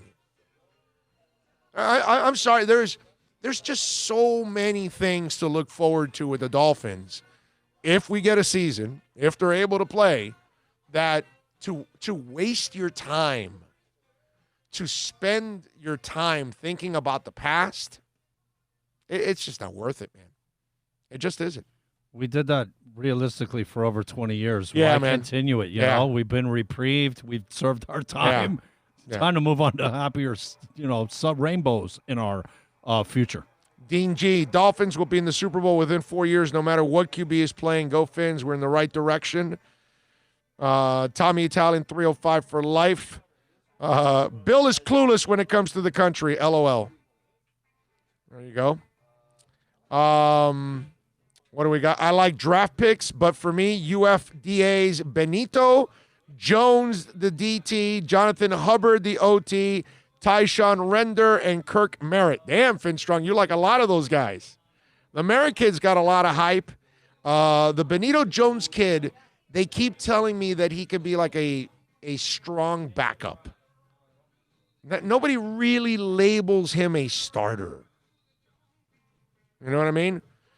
Let's see. I saw Journey at Miami Stadium with Aerosmith, with a bad Aerosmith lineup. Sammy Hagar and Bryan Adams, Ozzy and Randy were supposed to open. No, Tremolio. You're wrong. I was at that concert too. The concert that Ozzy and Randy were supposed to open up was the 82 Rock Super Bowl with Bryan Adams. Foreigner was the headliner. They replaced Ozzy with Pat Travers and UFO. Okay? I know because I was there. I know because I had Pat Travers on to tell the story. And I was at that concert. It was the Frontiers Tour. And Journey was the headliner. Sammy Hagar was the number 2 band there. Aerosmith opened up for Sammy Hagar. They only did 55 minutes, how much I remember, and I was pissed. And the opening act was Bryan Adams. Okay, so and at that time, Bryan Adams had cuts like a knife. He didn't have cuts like a knife over in the Orange Bowl yet. He hadn't had any hits yet. At the baseball stadium, it was a year later, 2 years later, whatever it was, and then Bryan Adams already had a hit then. I'll give you another nugget that I remember. Sammy Hagar didn't have a regular mic. He had the headphone mic, which was very modern in those days. He was like one of the first people ever that I saw in a live show with a headset mic, okay? That's not something that was ever normal. And he was climbing a scaffold, and they were filming him. And he looks at the camera, and he says, I'd show you my D, but it doesn't fit on the screen. And so there you go. I remember that. So there you go. That's your that tours where all those videos. That's your correction, my man. And I have those shirts. I have both shirts from both of those concerts. Doesn't it have an alligator? The Rock Super Bowl one, right? yes. With the guitar. Yeah, I showed it the other day. Yeah, bro. We had that one. And I have the Frontiers shirt from that concert that I bought. And I think I bought a Hagar shirt. It was 3 Lock Box was his album then. All Sammy's music videos come from that tour, and it's always him climbing on the scaffolding and all that. Yeah. I think he's got the black and leather red. pants, black red, right? Black and black red. leather. Yeah, well, he's got to have red because he is the Red Rocker, as always. But there you go, Tremolio. I get it, Tremolio. You were probably wasted as hell, right? So you don't remember everything. You know, you were probably high as hell in the Miami baseball stadium, and you thought you were in the Orange Bowl, or you were in the Orange Bowl and you thought you were in Miami baseball. I get it. But I was straight as a pin, so I know all the details. He went to both shows. He just transplanted some thoughts from this one over to that one, and then vice versa. You know, right. Tremolio was just tripping. He was Tremolio tripping, and those. I was straight. Okay, we even had a food fight in the Orange Bowl. If you were really at that concert, we had a food fight. I want to say it was after Bryan Adams. Okay, there you go. You could have some incredible concert memories if you superimpose 2 concerts together. You know, to make them spectacular. Right. Both concerts, if you put them together, they were great. Tremolio, the one thing that he was right is the Aerosmith sucked. Yes, I was so pissed. It was the first time ever I'd seen Aerosmith. And that was my first taste of Aerosmith, and I was humongously pissed. 55 minutes, man. 55 minutes. Does not a concert make. I'm sorry. And they weren't great, and it was just this. Remember, this was the low point of Aerosmith. This was prior to Run DMC. Oh yeah, Run DMC. Oh yeah. This was Rocks. This was When the Lightning Strikes. That was the album that they were touring at that time. And that album, nobody knows. That's one of my favorite Aerosmith songs, by the way, When the Lightning Strikes. And that's just one of those songs, and like nobody knows unless you're like a hardcore Aerosmith fan. And that was, I'm 99% sure that was the album, and that was like a low. Put it this way, they were opening up for Sammy Hagar. Okay. And how many albums did Sammy Hagar have at that point? He had that was probably like his 3rd or 4th album already. But remember, Your Love Is Driving Me Crazy, 3 Lock Box, all that's enormous. Can't Drive 55. He was a star at that moment. He was way bigger than Aerosmith. He was all over MTV. Crazy to think. Well, because it was a down, and then Aerosmith got the Run DMC thing, and then the rest is history. Permanent Vacation, and I saw them at the Sporto for Permanent Vacation. And it was great, man. It was fantastic. If I'm correct. So you went, even with the disappointment, you gave them another chance. Well, because it was a headliner. Right. They had just gotten revived, and then so they were on the upswing. So let's give them another Dude chance. Looks Like a Lady, all that. You know, Permanent Vacation was a pretty big album. Oh yeah. So it was like their rebirth. You know what I mean? Pump It Up took it to a completely other level. Yeah. Right after. Yep. But Permanent Vacation, I remember, and if I'm correct, that's my wife. She was my girlfriend then. That was her first concert. I believe Aerosmith, nice. I believe I took my wife She was my girlfriend then. That was her first concert ever. Aerosmith, Permanent Vacation, Hollywood Sportatorium. There you go, Tremolio. How about that? And again, straight as a pin. Tremolio says, I was high and this older biker lady blew me. Okay, so you see, you were a little busy. You know what I'm saying? Tremolio, you were doing a lot of fun stuff. I was the geek, actually watching the music and the artists, and and I can remember it all. You know what I mean? Like it's yesterday. That's the other thing. I can remember it all like it was yesterday. Every bit of it, man. It's crazy. God, time flies. Big O, how many years have you been going to concerts? How old were you when your first one? 1977, 11 years old. There you go. Okay. So, Boston. That was my first one. Yeah, Joe Perry was absent. Yeah, no, it was Super Boom Shack. It was bad, bro. It was bad. It was bad. I have a question for you. It was bad. Yes. That precedent of 45 minutes segment is not. Right, no, wait. Let's roll for 8 more minutes and get it out of the way. And you don't have to do it again. It's up to you. You make the call. It is what it is. I can keep going, bro. 8 minutes. Do it. Talking is not an issue. What's happening? Talking is not a problem for me. We are well aware of. You talking, constantly blow past the 30 minutes. Talking, I can stay talk. within the 30-minute realm. I can talk. No. I can talk. So keep going, man. We got 6 minutes, and like I said, we get it out of the way. You've kept that standard that you've set for yourself. Troy, I got to. If it's music or sports, my brother, those are two of my passions, and so that's always been. Those are the things that I've always gone to. And when I go out more, when I'm going out 95% of the time in my lifetime, it's a sporting event or a concert. Sure, I went to other places, but more often than not, that's what it is. All right, let's take a quick break. We're coming to you live from VSS West Pines, 786-322-1105 for the accidentlawfirm.com text line. Quick break. We'll come back with more right here on The Big O Show.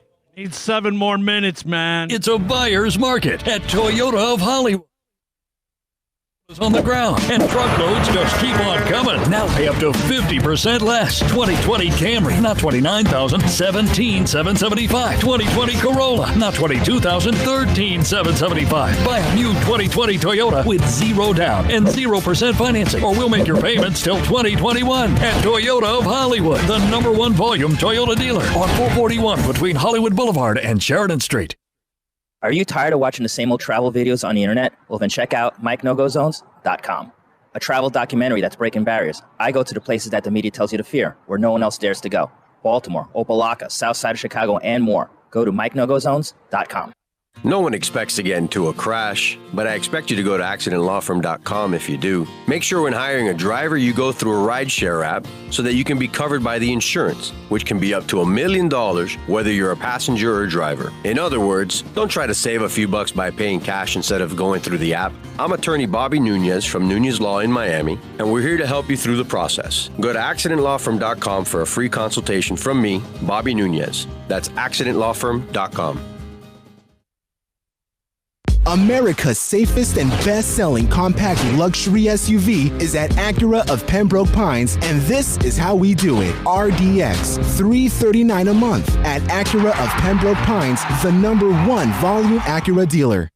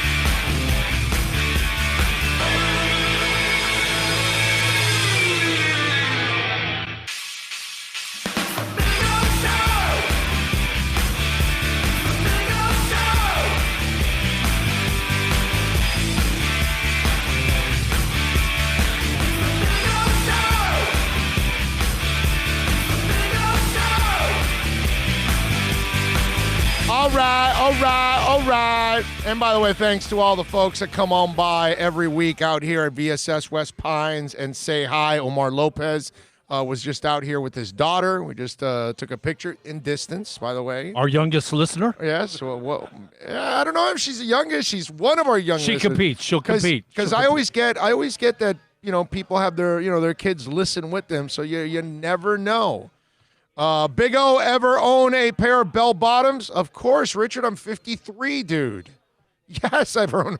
In the 70s, we wore bell bottoms. Yes, actually, it might have rolled into right about the early 80s, maybe. Maybe bell bottoms were still around in 81, but that's about it, I think. If I had to guess, the Black Crowes were probably one of the last ones to sport the bell bottoms. Remember, on the back of the album, they look like Led Zeppelin practically. For sure. But it did come back. Yeah, man. Sometime in the early 2000s, is bell bottoms. I actually rebought a couple pairs. Just bell bottoms, moccasins, you name it, bro. I still have my knee-high moccasins. Yeah, you bro. know that? But give me a break. All those things. Yeah, I wore all that stuff, man.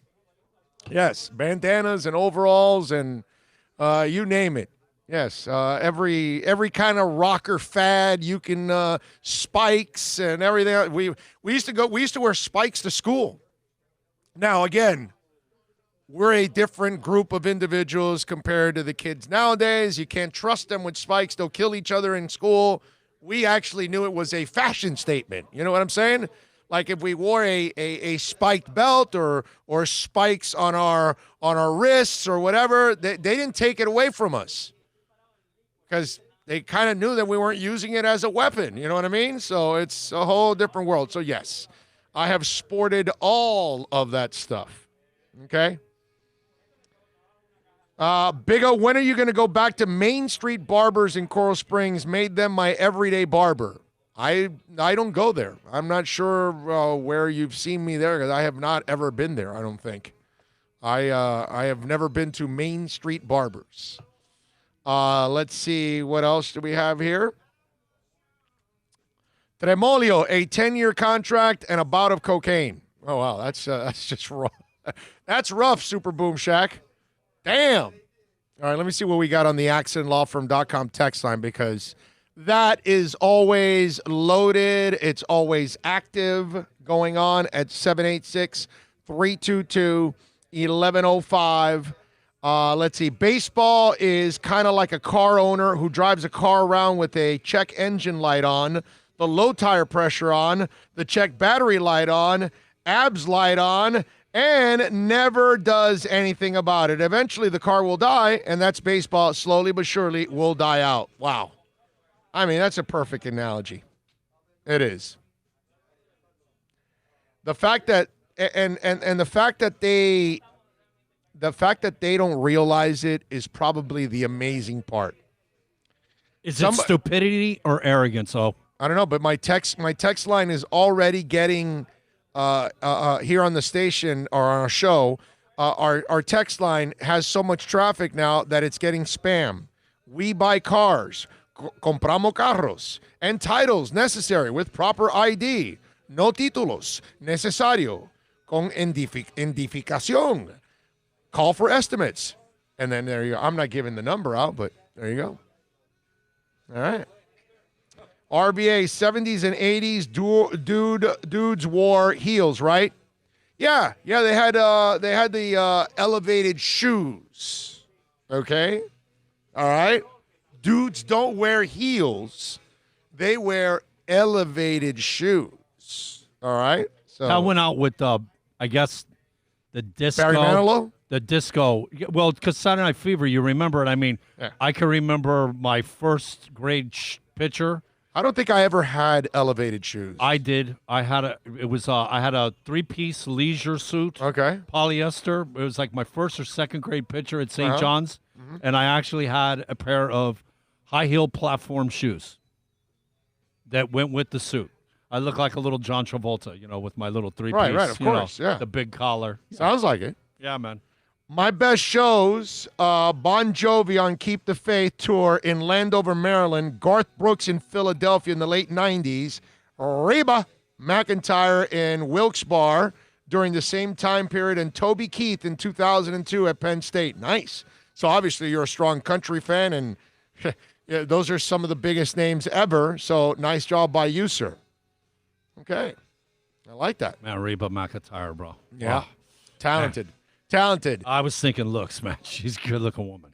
James Sumler chiming in on a super chat. Thank you, sir. Appreciate it. I know that, dude. Where'd you get this? Super chats. Oh, gnarly. Awesome. Totally awesome. James says, thank you so much, Big O, for the sports and political commentary. Much needed today. You know, I don't want to talk politics. I don't. I really don't. But it'd be irresponsible if I did it. You know what I mean? Do I like that we have hate in this country? Can't stand it. I hate that we have hate. Okay? I hate that anybody has a bias towards anybody. Do you think I want to talk about social issues? I wish we didn't have them so we didn't have to talk about them. I wish we could just live in our bubble of sports and music, because, you know, I love talking about music too. So I'm always going to have music involved in my shows. But in a perfect world, ladies and gentlemen, trust me, I don't want to talk about anything, bro. I don't want to mention Biden, and I don't want to mention Trump, and I don't want to talk about DeSantis or anybody else, dude. I don't want to talk about any of that crap. But I have no choice. We're stuck in the middle, and it would be irresponsible. You know what I mean? And it's not like if you heard me talking politics, and dude, the Panthers played last night, and the Heat played last night, and the Dolphins played a couple days ago on Sunday, and you know, and right now we'd be in the middle of the NBA Finals, and Inter Miami is playing on Saturday, and the basketball season is going on, and you got me talking politics. Forget. I'm going to shoot myself. Forget about you even tuning out or whatever. I'm going to shoot myself. Are you kidding me? But there's nothing going on. Okay? And unfortunately, this is taking front and center because it's in the middle of what drives our lives. COVID-19, politics, and what's it called? Social injustice. It's in the middle of a storm. It would be irresponsible for me to just act like it's just Candyland here. And let's just play shoots and ladders the entire time, and let's avoid life. I can't do that. And we talk plenty sports here, more than most. You guys know that. If you listen every day, all the time, you guys know I give you more sports talk than most people do. Somehow or another, I do it every day, and most people can't. So we do our share. And, you know, so I appreciate you at least. Thank you very much, James, for, you know, for the appreciation and the understanding more than anything that I'm not going to be a one-trick pony, okay? And you're not going to agree with me every time. That's all. No big deal. We can move on after we disagree. It's a beautiful thing, isn't it? At least I will. So they canceled Aunt Jemima. They what? Oh, yeah. The Aunt Jemima pancakes. The pancakes? They're changing the name. Yeah, man. Oh, This is for that's long overdue. I got you. I just didn't look at it racist. I just kind of looked at it like a woman that's making me some good syrup. But that's me. Well, she doesn't just make syrup. She also made pancake mix. Right, that's stuff, it. Right, you know? exactly. I mean, she had the full gambit, like, you know. I didn't look at the color thing like that. I live in a different world than most people, dude. I just associated her with something delicious. That's all I did. I didn't look at it in a racist way. You know what I mean? But I do understand how it would be viewed that way, of course. You know what I mean? Especially how she's dressed. So I get it. You know what I mean? So I understand where it's at. But to me, it was just a woman making something delicious that I love. That's all it was. I didn't really look at it in any other way. I didn't want to look at it because I don't look at things that way. I just see a woman that's a cook. I don't care what color she is. It doesn't matter to me. You know? So there you go. I mean, let me look at it. Let me look it up. I had no idea when Mr. Diaz brought that up that it was canceled. I can easily pull up the story, and we'll figure it out here. There we go. Okay, change name, remove image. Here we go. Aunt Jemima brand of syrup and pancakes will get a new name and new image. Quaker Oats announced Wednesday, saying the company recognized that Aunt Jemima's origins are based on a racial stereotype.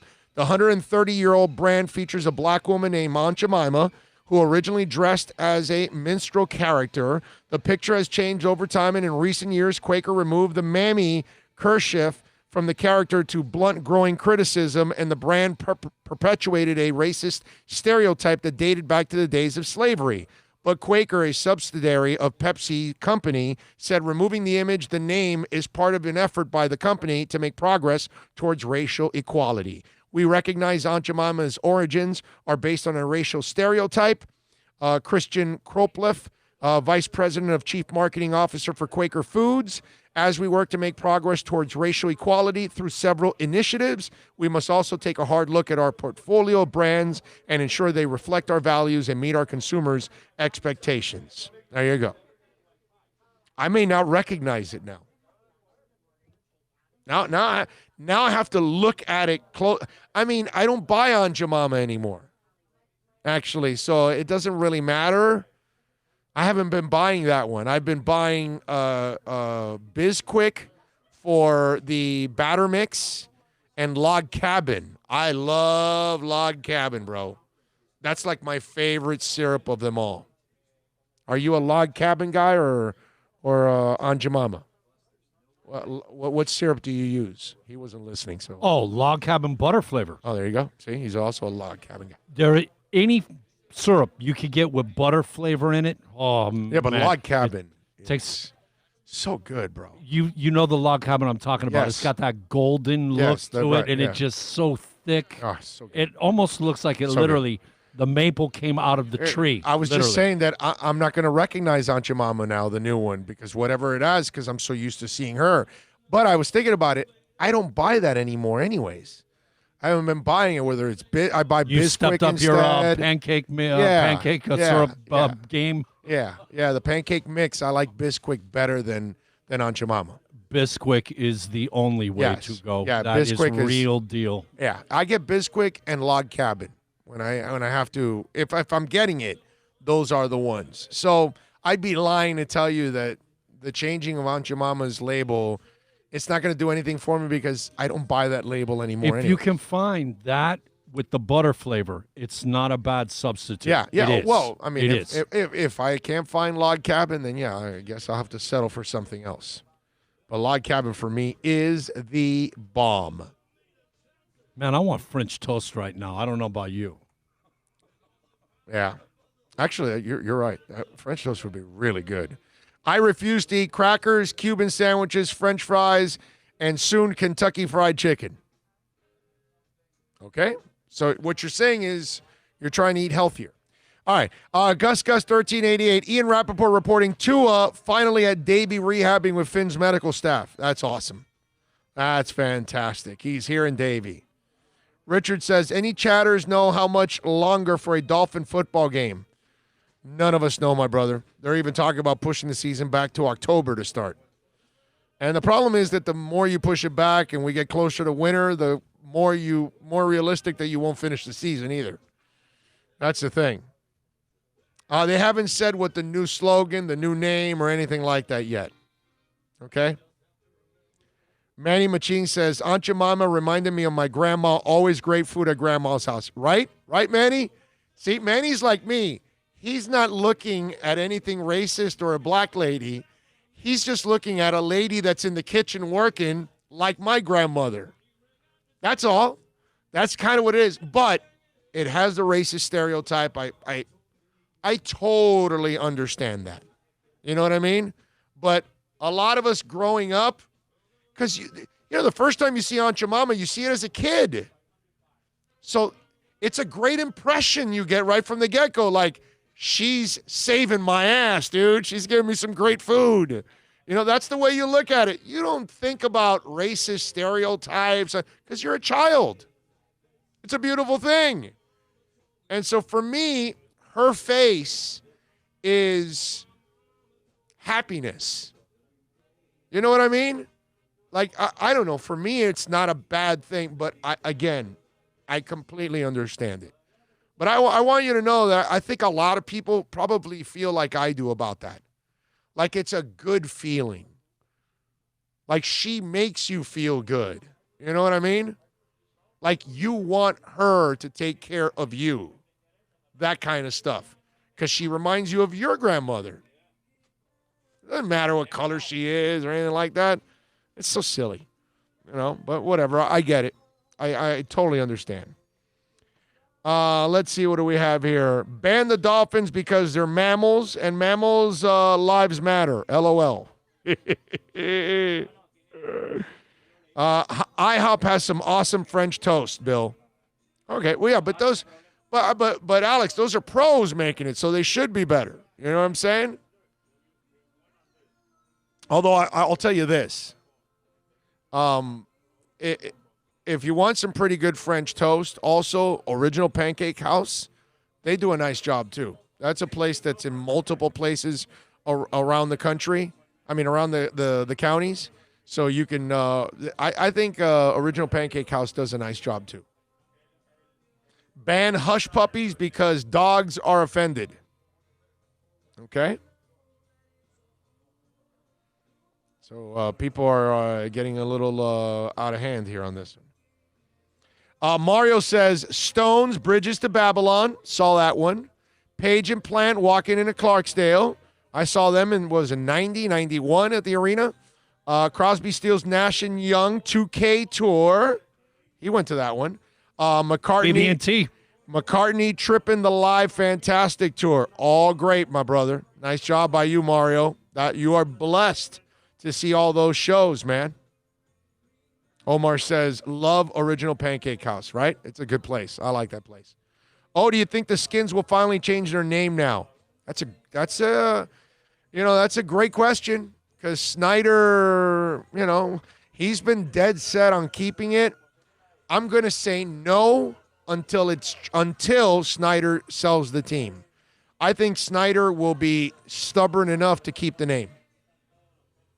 Even through all of this. I think he's that ignorant. Yeah.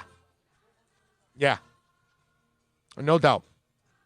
So, I mean, listen, I've heard from different Indian groups that are not at all insulted by it.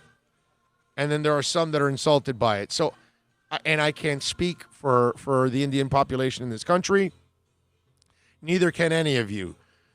But in general, maybe just for respect purposes, maybe you do change it. I don't know, man.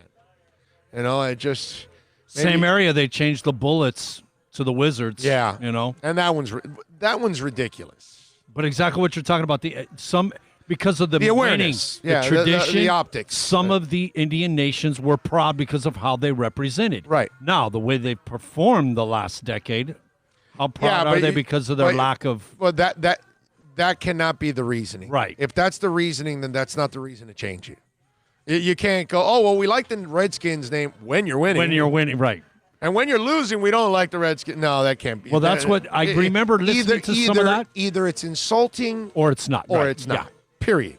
There's nothing in between. The ones that were backing it and were okay with it, it's because they were like, they're a great team. Look at, they're winners. Yeah. All right, 786-322-1105. If you want to get in on the accidentlawfirm.com text line, you can also reach out to us on Twitter. That's at Big O Show. Follow us there as always, because that's a 24-hour talk show when we talk about Twitter. Let me give you a couple things here that we got going on.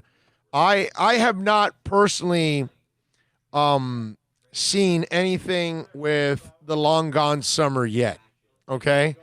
I have it recorded, I told you. I keep saying I'm going to watch it, and yet I don't end up watching it every day, and it's sitting there, right? And I saw that the ratings were terrible for Long Gone Summer.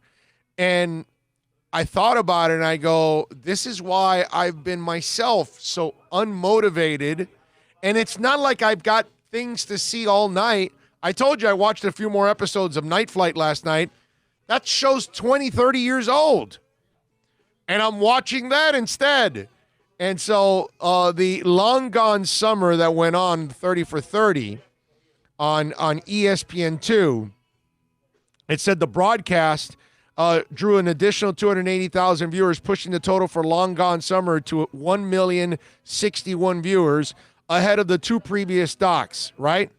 Now, if you leave it that way, that's fine. The problem is, in the 30 for 30s that they've had, the 98 Maguire Sammy Sosa series just drew 775,000 viewers live, lower than any episode of The Last Dance, of course. Lance and B. Water. For the record, B. Water drew 906,000 viewers June 7th. Lance drew 857,000. Both ESPN and ESPN2 for Part 1 on May 24th, 796,000 viewers. Part 2 on ESPN and ESPN2 of The Last Dance, by the way, every episode, no less than 4.9 million viewers. Okay? Now, if there's any good news, the film did manage to outdraw several 30 for 30 films from 2019, including The Dominican Dream, Qualified, The Good, the Bad, the Hungry, and Chuck and Tito. Of those four, only Chuck and Tito even cracked 500,000 viewers. But again, those aren't real popular ones. A lot of you probably didn't even see those. So now you see this thing, and this is obviously a disappointment, and that's because I keep talking about how baseball is just, it's circling the proverbial toilet every year. And it's round and it's going lower and lower until it gets to that hole that it gets flushed out. And they don't see it.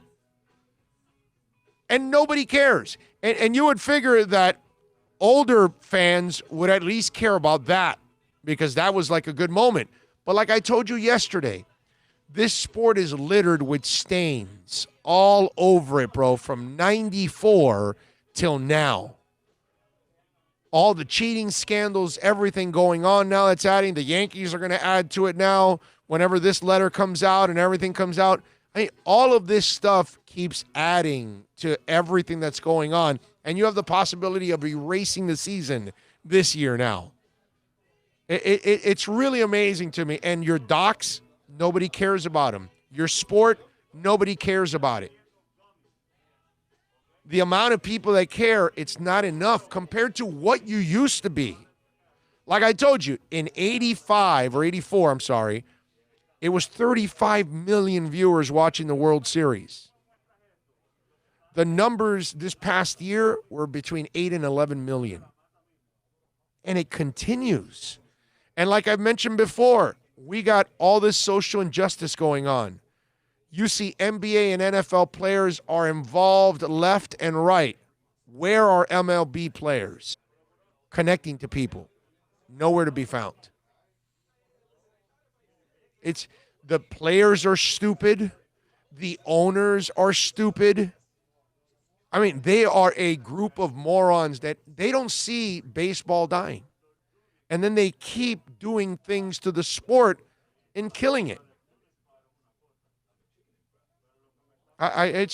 It's baffling to me. You know what's one element? Oh, you remember back when we were younger, it didn't matter who was in the World Series. We watched it. Yeah. The All-Star, it seems like everything baseball is the personal interest. The only people that were interested in that were the Cardinals and the Cubs fans. Yeah. It isn't like Mets or Yankee fans or any. We're watching that in the World Series. Most of them now, it's the two teams that are in it, and that's it. Everybody else watching baseball, if my team's not in, I could care less. Well, look, and let me, Joe Brito, you sent in a comment that said, Big O, it's a different game with a different player. You know, Joe, you're 1,000% right. But isn't the NBA a different game? It's not physical anymore. They're running up and down and shooting threes all the time. And yet the game's as popular as ever. And NBA players are connecting with fans by video games, by social media, by commercials, by social injustice, by everything. They're front and center everywhere, dude. Where are baseball players doing the same thing? Football players, not the same game either, doggy. The game that I grew up with Lyle Alzado, you know, like sticking his finger in your ear and whatever, and nasty stuff that they would hit like 3 seconds after the whistle, you know, that kind of stuff. That game's changed. Mugging the receiver downfield. That bump game's and run, changed. bump and run is gone. It's gone. It's gone. You can't touch that. You can't even come close to the quarterback. It's a different game, Joe. And by the way, basketball players are different, and so are football players nowadays than the old school guys. They're not old school. They're not selling out for everything. They have their ways, and it's a different game, and yet it grows. So, Joe, you're right. It's a different player. It's a different game, but so is everything else, and yet they're growing. And yet baseball doesn't grow. Baseball now has to retract minor league teams. Do you know why? Because they see the landscape. So you're going to have less minor league teams. So you're going to have less players playing the game, less talent coming into the league, less great players developing because less is less. That's what's going to happen.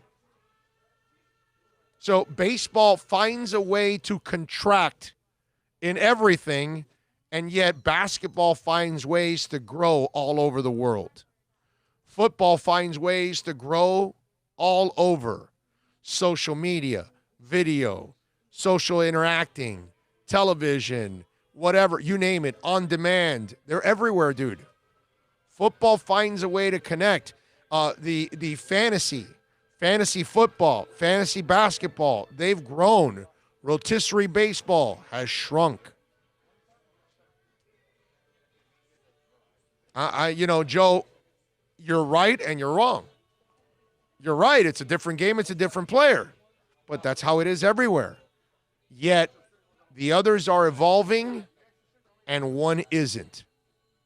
You know, baseball is your grandfather sitting in the corner, especially, you know what baseball is? No, let me, whoa. I nailed it. Okay, are you ready? Are you ready for a grand slam home run? Okay? Bottom of the ninth, I'm coming to the bat. There's 2 outs. I got a full count. We're down 4-1. Bases loaded. I'm depositing it over the stadium. Okay, I'm doing what Reggie did. All right, right out of Yankee Stadium. Oh, you mean Mickey Mantle? Mickey Mantle out of Mickey Detroit. Mantle? When he hit the panel. 500 and whatever. That's it. I'm doing a Mickey Mantle, okay? Right out of the stadium. I'm Andres Galarraga, this bitch, right out of the stadium. Okay? Are you ready for all of this? Now, baseball is your Cuban grandfather sitting in the corner telling you that everything in Cuba is better. You know that guy? Come on. Those of you that are Cuban out there, you know you got that grandfather that sits there, and whenever you're having anything, okay, you could be having yogurt. They didn't even invent yogurt in Cuba. He'll tell you the best yogurt is in Cuba. Okay? You could be driving a Tesla, and your Cuban grandfather will tell you, in Cuba, we had better Teslas. You know that? That's baseball. Baseball's sitting in the corner telling you everything was better back in 1920 with Babe Ruth and Sody Pops. Okay? Baseball is still drinking sarsaparilla. You understand? We've got, beer. We've got, what's those things that they sell, those shakes that are fancy shakes? What are those things called? Are you trying to say frappes? Frappes, there you go. And baseball's still drinking sarsaparilla. That's baseball. Baseball is the old Cuban man sitting in the corner telling you that everything was better in Cuba and the entire world is passing him by. The NFL's passing him by. Basketball's passing him by. The MLS is passing him by. Everybody's passing him by. And baseball's that bitter old Cuban man that sits in the corner and tells you fly swatters were better in Cuba. Our light bulbs were better in Cuba. They lasted longer. Fly swatters are better than electric bug zappers. I don't think so. Everything in Cuba was better. You ever talk to a Cuban old man? I don't think you know what you're talking about. Growing up in Hialeah, yeah, of course. Well, come on. I mean, dealt with many a girlfriend, many a friend's family. That is baseball. Okay? He's just sitting back in the corner, rocking his chair, drinking his Cuban coffee, smoking his $3 cigar he bought at the cafeteria that's dried up as hell, and he's telling you that, forget it. You could show up with a Padron. That's a phenomenal cigar, okay? And I'll tell you that, back in 1952, I got this Acheuma. That was just amazing, that kind of stuff. I'm telling you. Cuban people right now watching me are laughing their asses off going, he's right. That's my grandfather. That's it. That's baseball.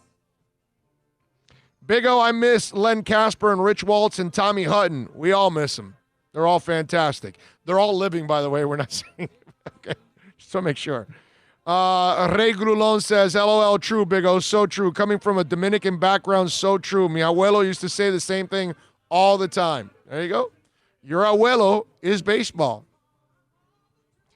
I used to be a baseball fan. Now I'm a diehard Yankees fan. Hope to become a Marlins fan, but MLB gives me nothing and no one to relate to. That's true. Yeah, it's tough to relate to baseball, man. It's really tough to relate to them in any way, shape, or form.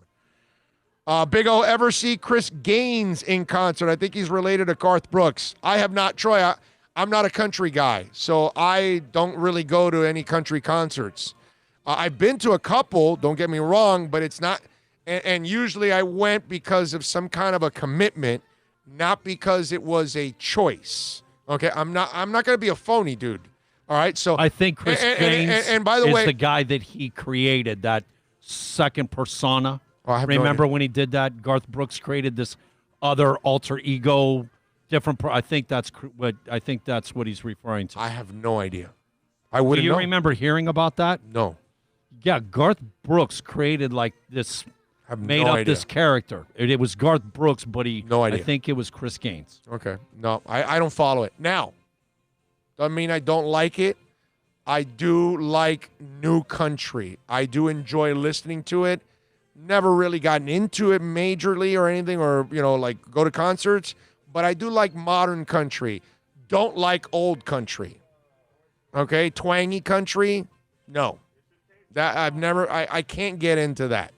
That's like, that's like classical music. It's just very little of that I can actually. I hit it. It is. It is? That is Okay. the guy. There you go. Okay. His alter ego. Okay. You know what? I have He no almost, idea about like, that. He almost committed act suicide, like he wanted to be done. I almost think like he did it because he had enough and he wanted to walk away with all his money and like, I don't want to tour anymore. I don't want to see you people anymore. I want to go live on my farm and be done.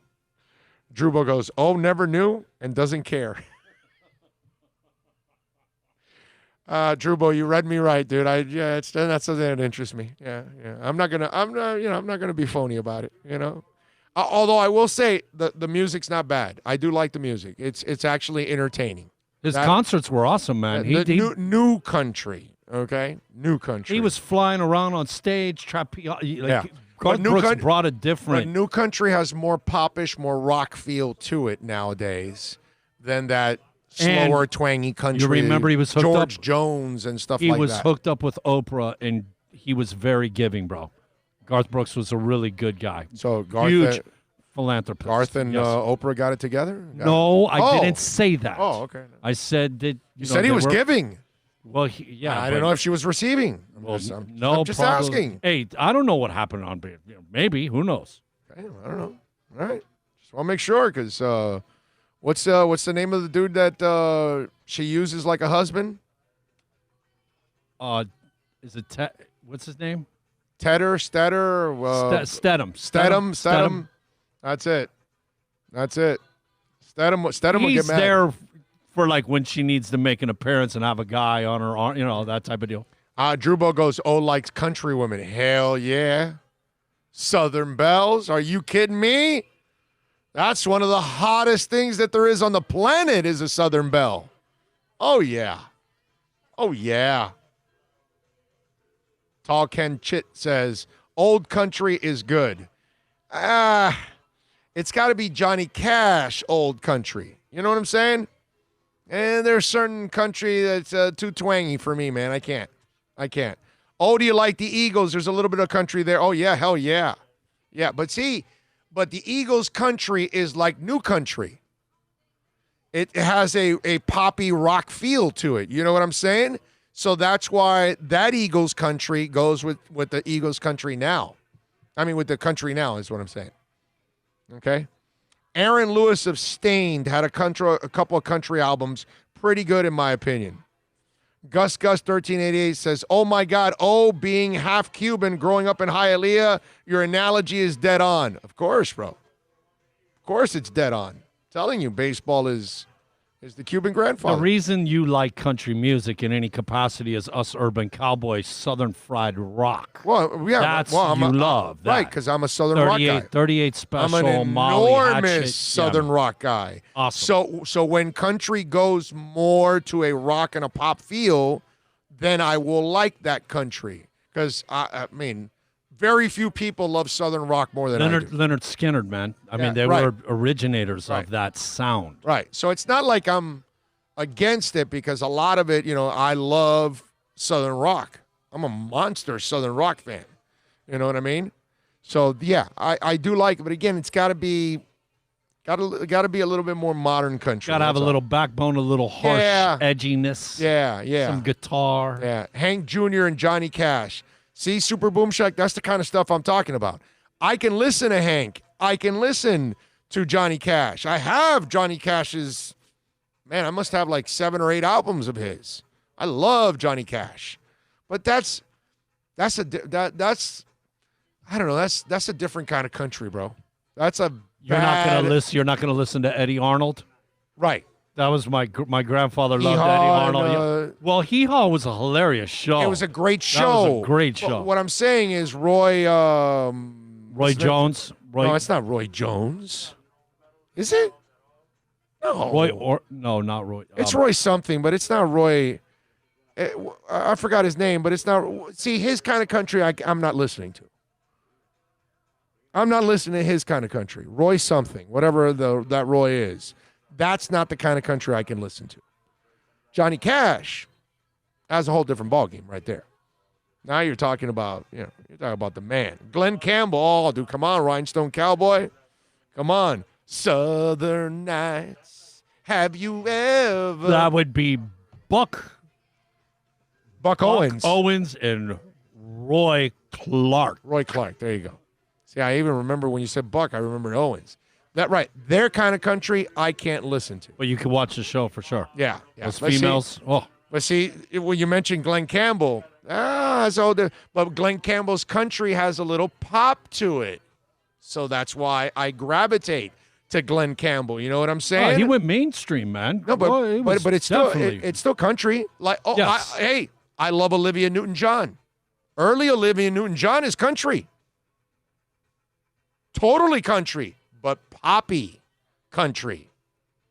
See? Now are we navigating it now where we're supposed to? So there's lots of acts actually over the years that I like. Eddie Rabbitt, little country, little poppy. See what I mean? So yeah, there's some. There you go. Now we have solved Roy Rogers, not the country I'm listening to. My dad listened to the Statler Brothers when I was young. That stuff sucked bad. Yeah, Statler Brothers doesn't sound like the stuff I'm listening to either. Oh, being from Pensacola, home of Roy Jones, Bill talking about Roy singing country is officially the funniest thing I ever said. Yes. Roy Jones singing country while he's playing basketball and boxing. Yeah, that kind of stuff. Cannibal Corpse always plays Southern Nights after their live shows. Really? Okay. That's cool. I love that song, Southern Nights. It's a great song. Great song. All right, 786-322-1105 if you want to get in on the accidentlawfirm.com text line. Speaking of country, because I really had this on my list, okay? This is not a – I'm going to talk about something that most of you know nothing about. I know very little about. I am not an expert on this. But I kind of cruised by a Holiday Inn last night, so I'm going to kind of act like an expert. Are you ready for this? Are you ready for this? Okay, again, not the expert. Earnhardt Jr., they put him into the Racing Hall of Fame.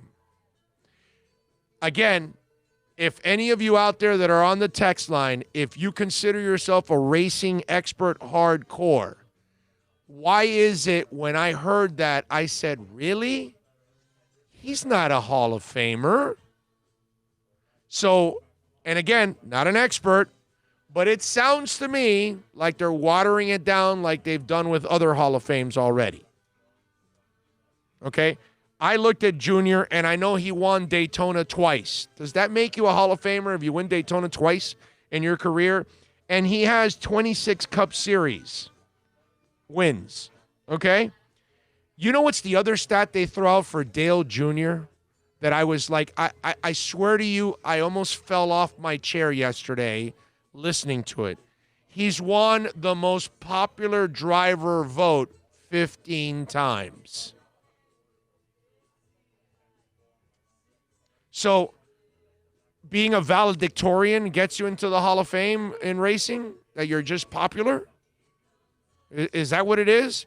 Because, and again, I went back and I'm not an expert, but I just want to do my homework, and I know auto racing is nothing big, but I just wanted to bring this up to you guys. Like I told you, he has 26 Cup wins and 2 Daytona 500s, right?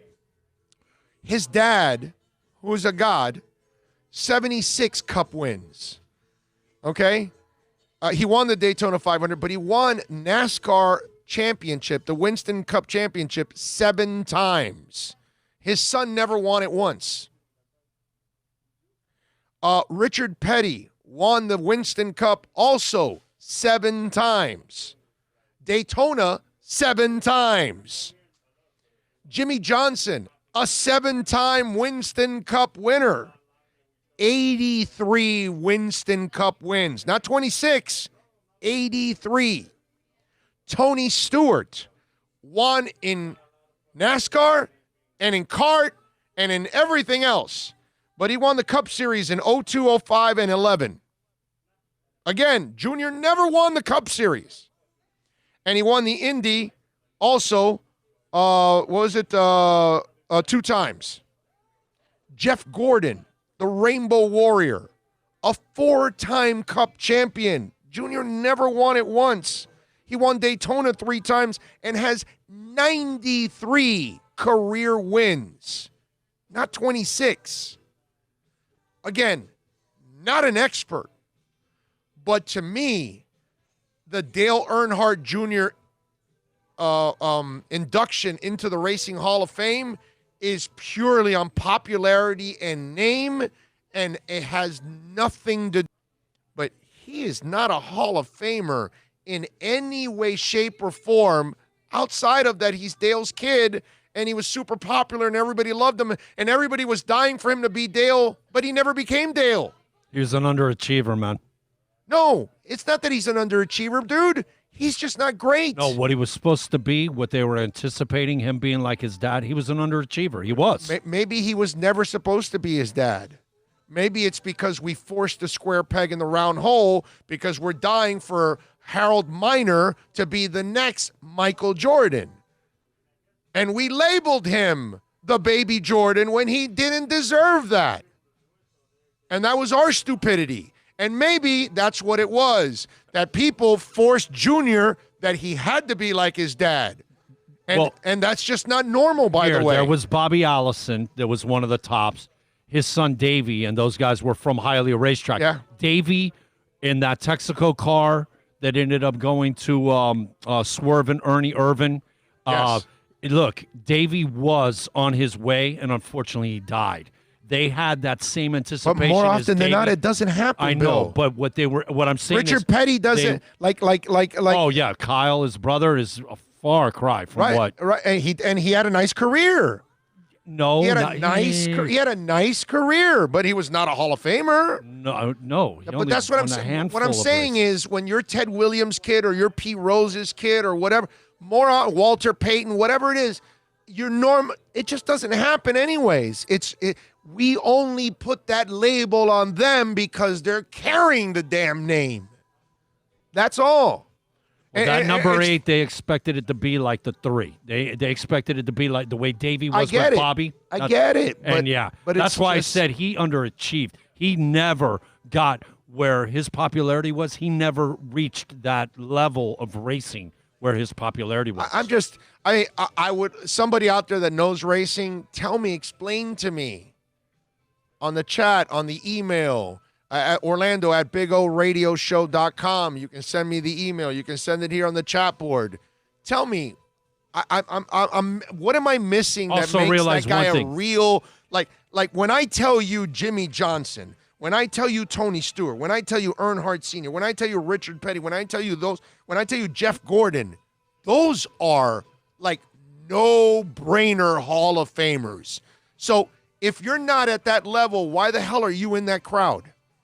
Like, Junior doesn't belong anywhere near those people. Well, just remember, Dale, his dad, had the biggest fan base, and they all shifted to Dale Jr.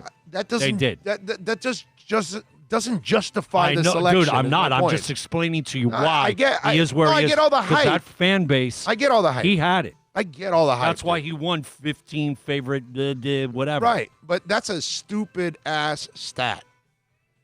Okay, I'm just saying.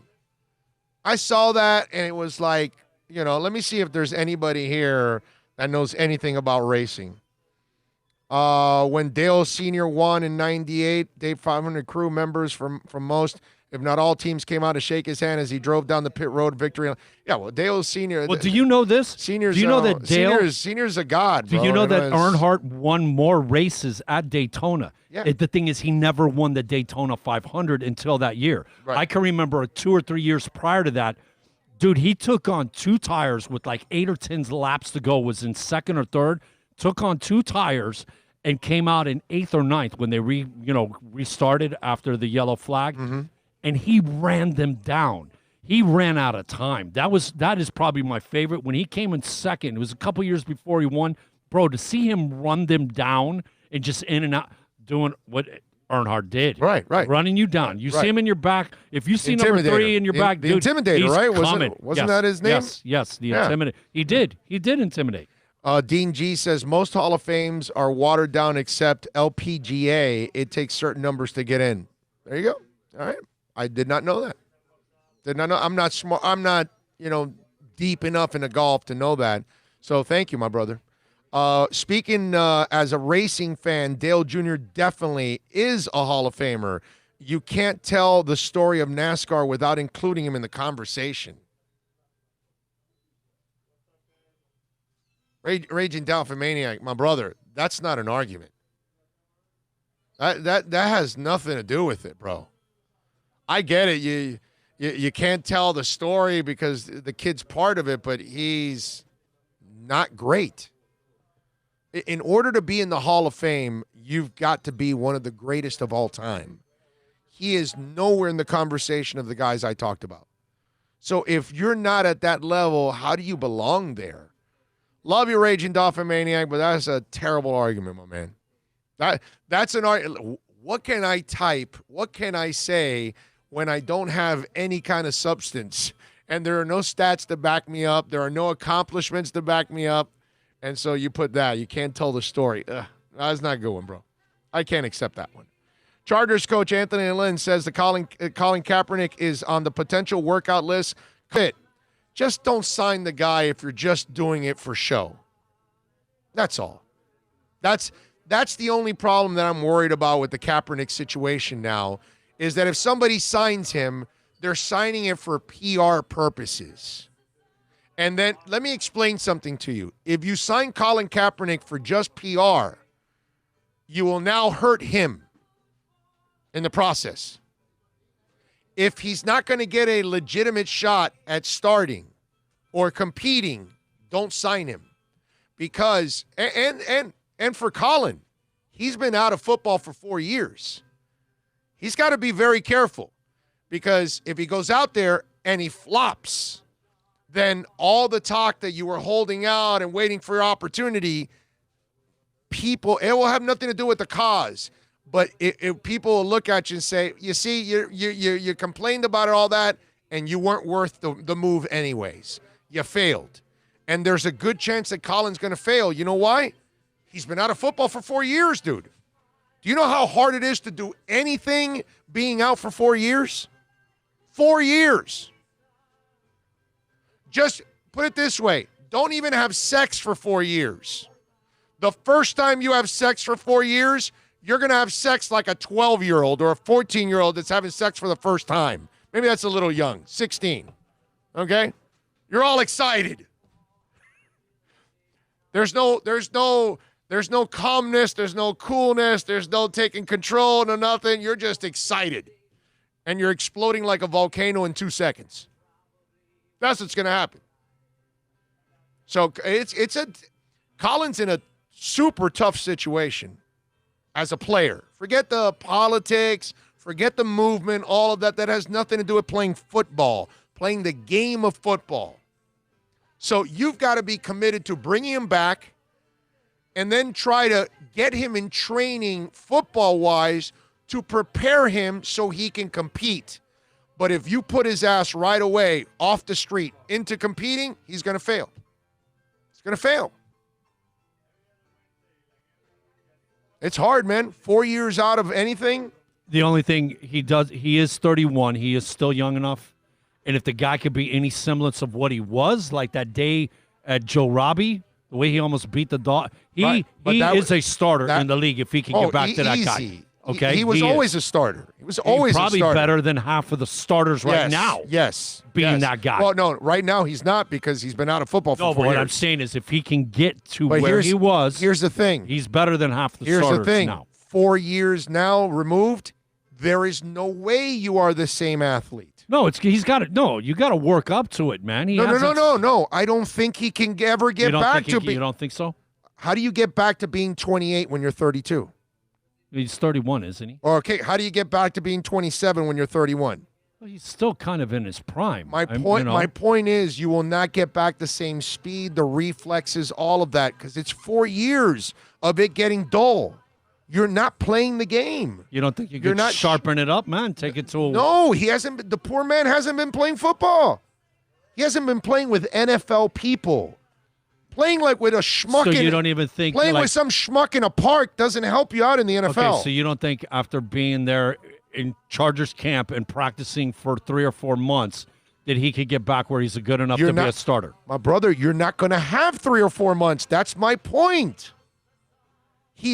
Kaepernick is trying to come back. Well, that's true. There's going to be a shortened... Exactly. Yeah. Kaepernick is trying to come back in a condensed season, in a condensed offseason. There are no mini camps. All the mini camps that would be going on in May and June and all that stuff, none of them have happened. That would be a positive for Kaepernick.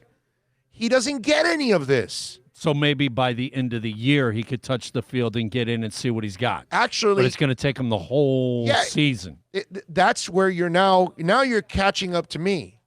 It's a 2021 thing for Kaepernick. He's just screwed because of the lack of time on the field. So it'll be a 5th year that he won't play football because you can't play him this year. Yeah, but you know the quarterbacks they can play good into their late 30s. I mean, he still has time is on his side because of his position. It's a shortened off season. You sign Kaepernick, he can't play this year. You have to keep him on the bench because the poor man has not played for 4 years. Okay. You're setting him up for fail. So then he has to wait a whole year, and in 2021 when he plays, that's 5 years, bro. 5 years. Yeah, but remember, 5 years of not playing at the NFL level. Whatever you're not doing at a high level for 5 years, you are going to be. No, but if you have him in camp, if you have him on your team, he is involved with the team and going. Yeah, but you can't say 5 years. That's not playing an NFL game. You're right. You can't I get it. None of that there means- is no simulating game. They're not. But they're not at least rushing him he's- to knock him on his ass. Right, You but understand? he's working with the team. He's at least doing football stuff. Yeah. But that again, it makes it another year of you not playing at a high level. It's hard. It's hard, ladies and gentlemen. Whatever it is you do, it's going to be Look, tough. we see players being productive, 37, 38. We see 40s now even being productive.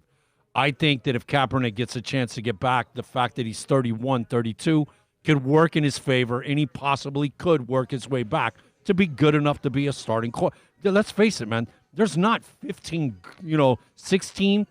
After that, it's the quarterbacks are, right? Yeah, he's doing something impossible.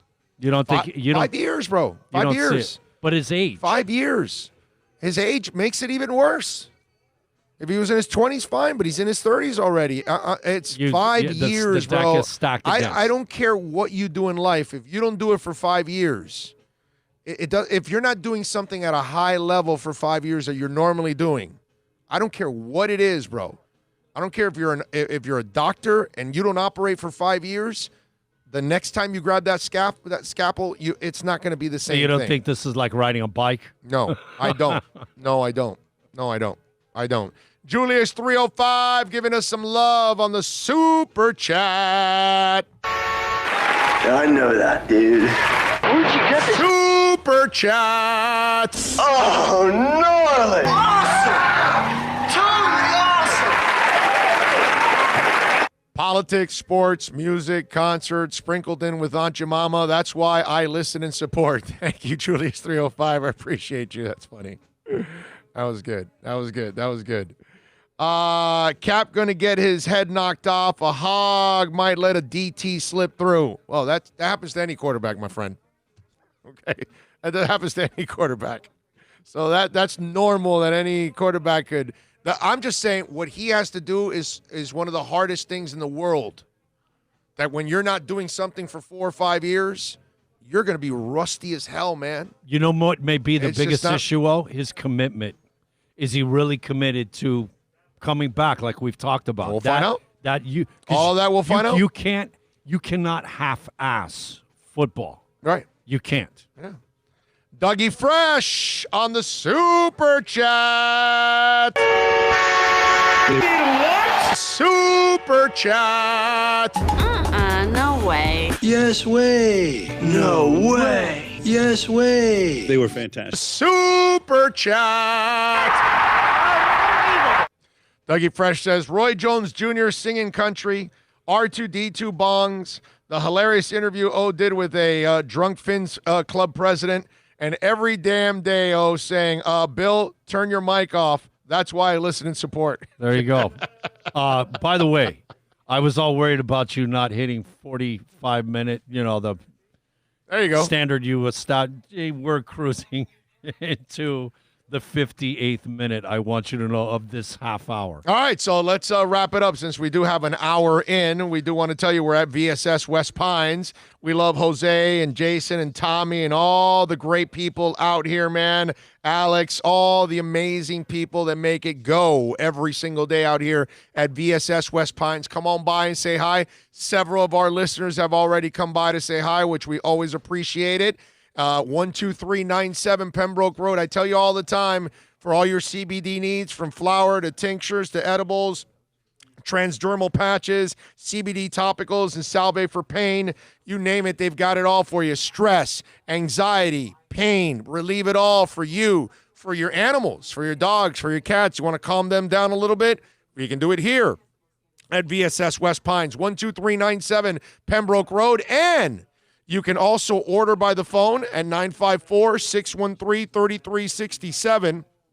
They've got curbside pickup, 954-613-3367, or you can come on in with your mask and check out everything in here because the store is loaded, man. All kinds of great things. Let's take a quick break. Back with more right here on the Big O Show. It's a buyer's market at Toyota of Hollywood. Over 1,500 Toyotas on the ground, and truckloads just keep on coming. Now pay up to 50% less. 2020 Camry, not $29,000, $17,775. 2020 Corolla, not $22,000, $13,775. Buy a new 2020 Toyota with 0 down and 0% financing, or we'll make your payments till 2021 at Toyota of Hollywood, the #1 volume Toyota dealer on 441 between Hollywood Boulevard and Sheridan Street.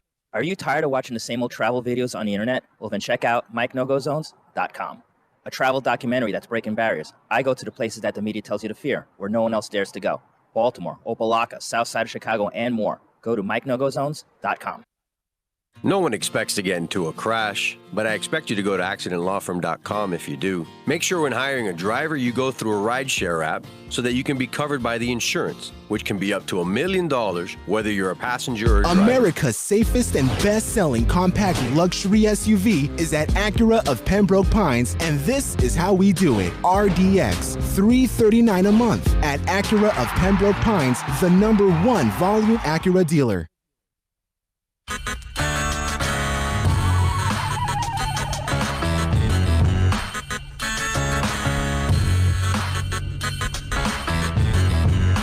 This is the Big O Show. This is the Big O Show.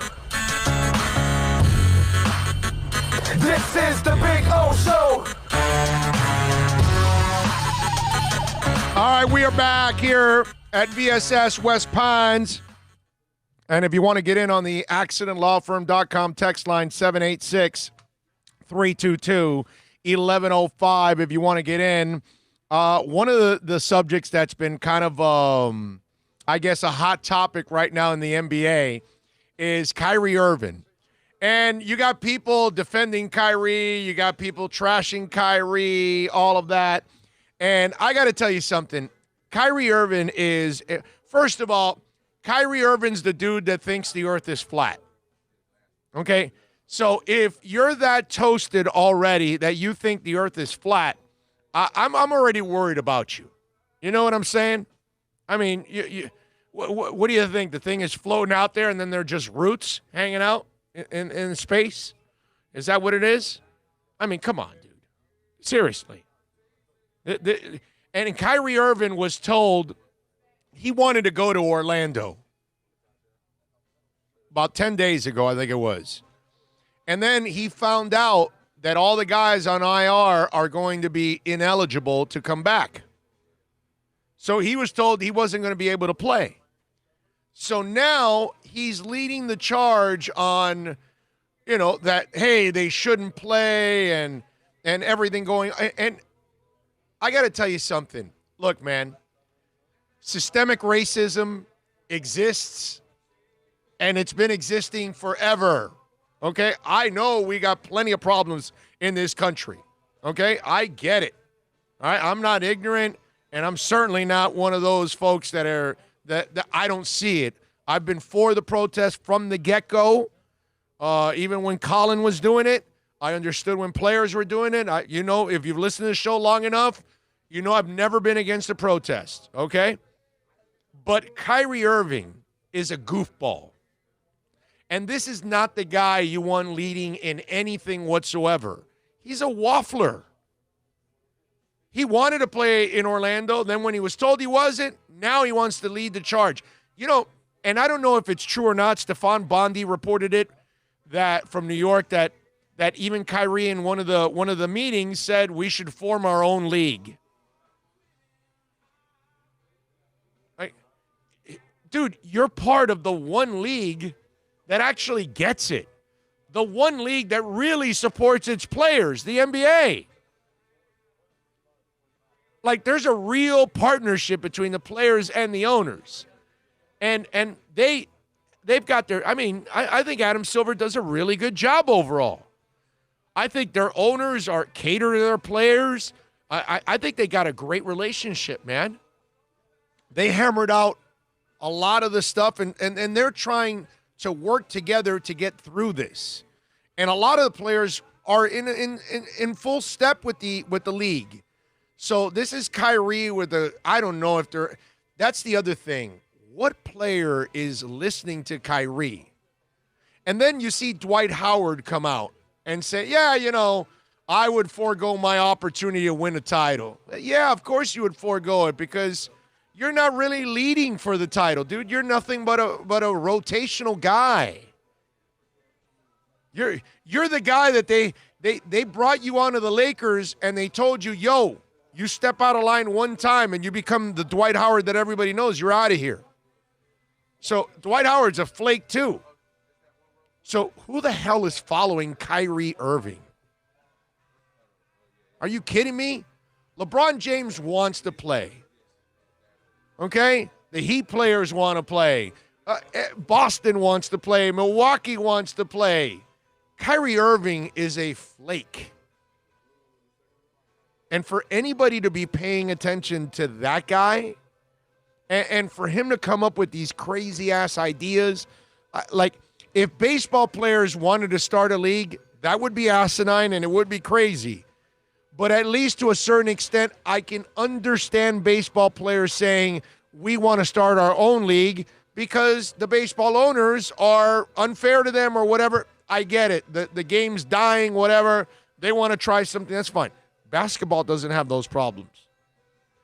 I think the last thing you want to do is that. And here's the other thing. Who the hell thinks these players can run a league? Come on, man. Dwight Howard has never been a team player until he got with the Lakers and, okay, this is my job. Right. Other than that, he's always been a selfish, self-serving guy. The way he held Orlando hostage all those, it just, man. Yeah.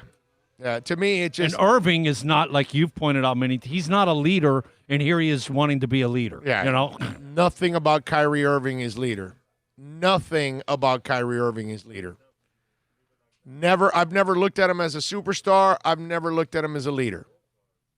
Hell of a talent, all-star type player, not the kind of guy you want leading your basketball team.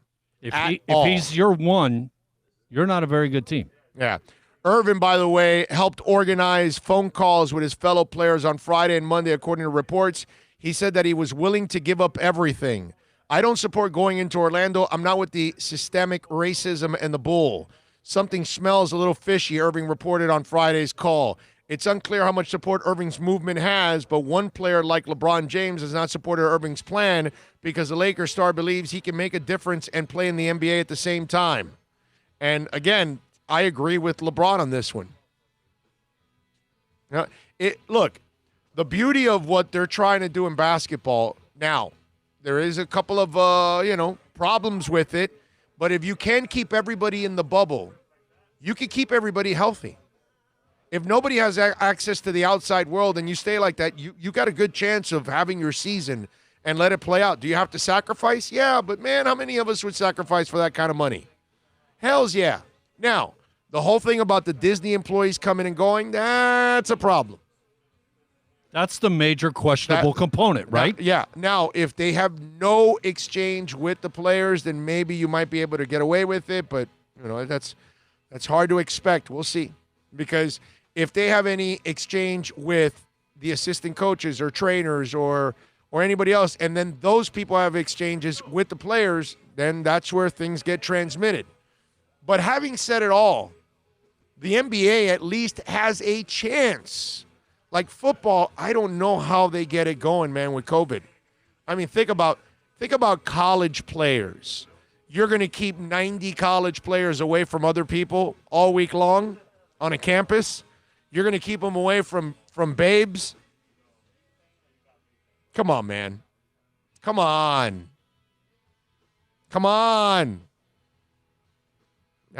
Kids, there's college players. How the hell do you control 90 college players on each team? Now basketball in a bubble, you got a shot. You can't put football in a bubble. You can't put 100 universities in a bubble. And you can't put 32 football teams in a bubble either. There's no bubble that big. It's tough, man. All right, 786-322-1105 if you want to get in on the accidentlawfirm.com text line. That's 786-322-1105.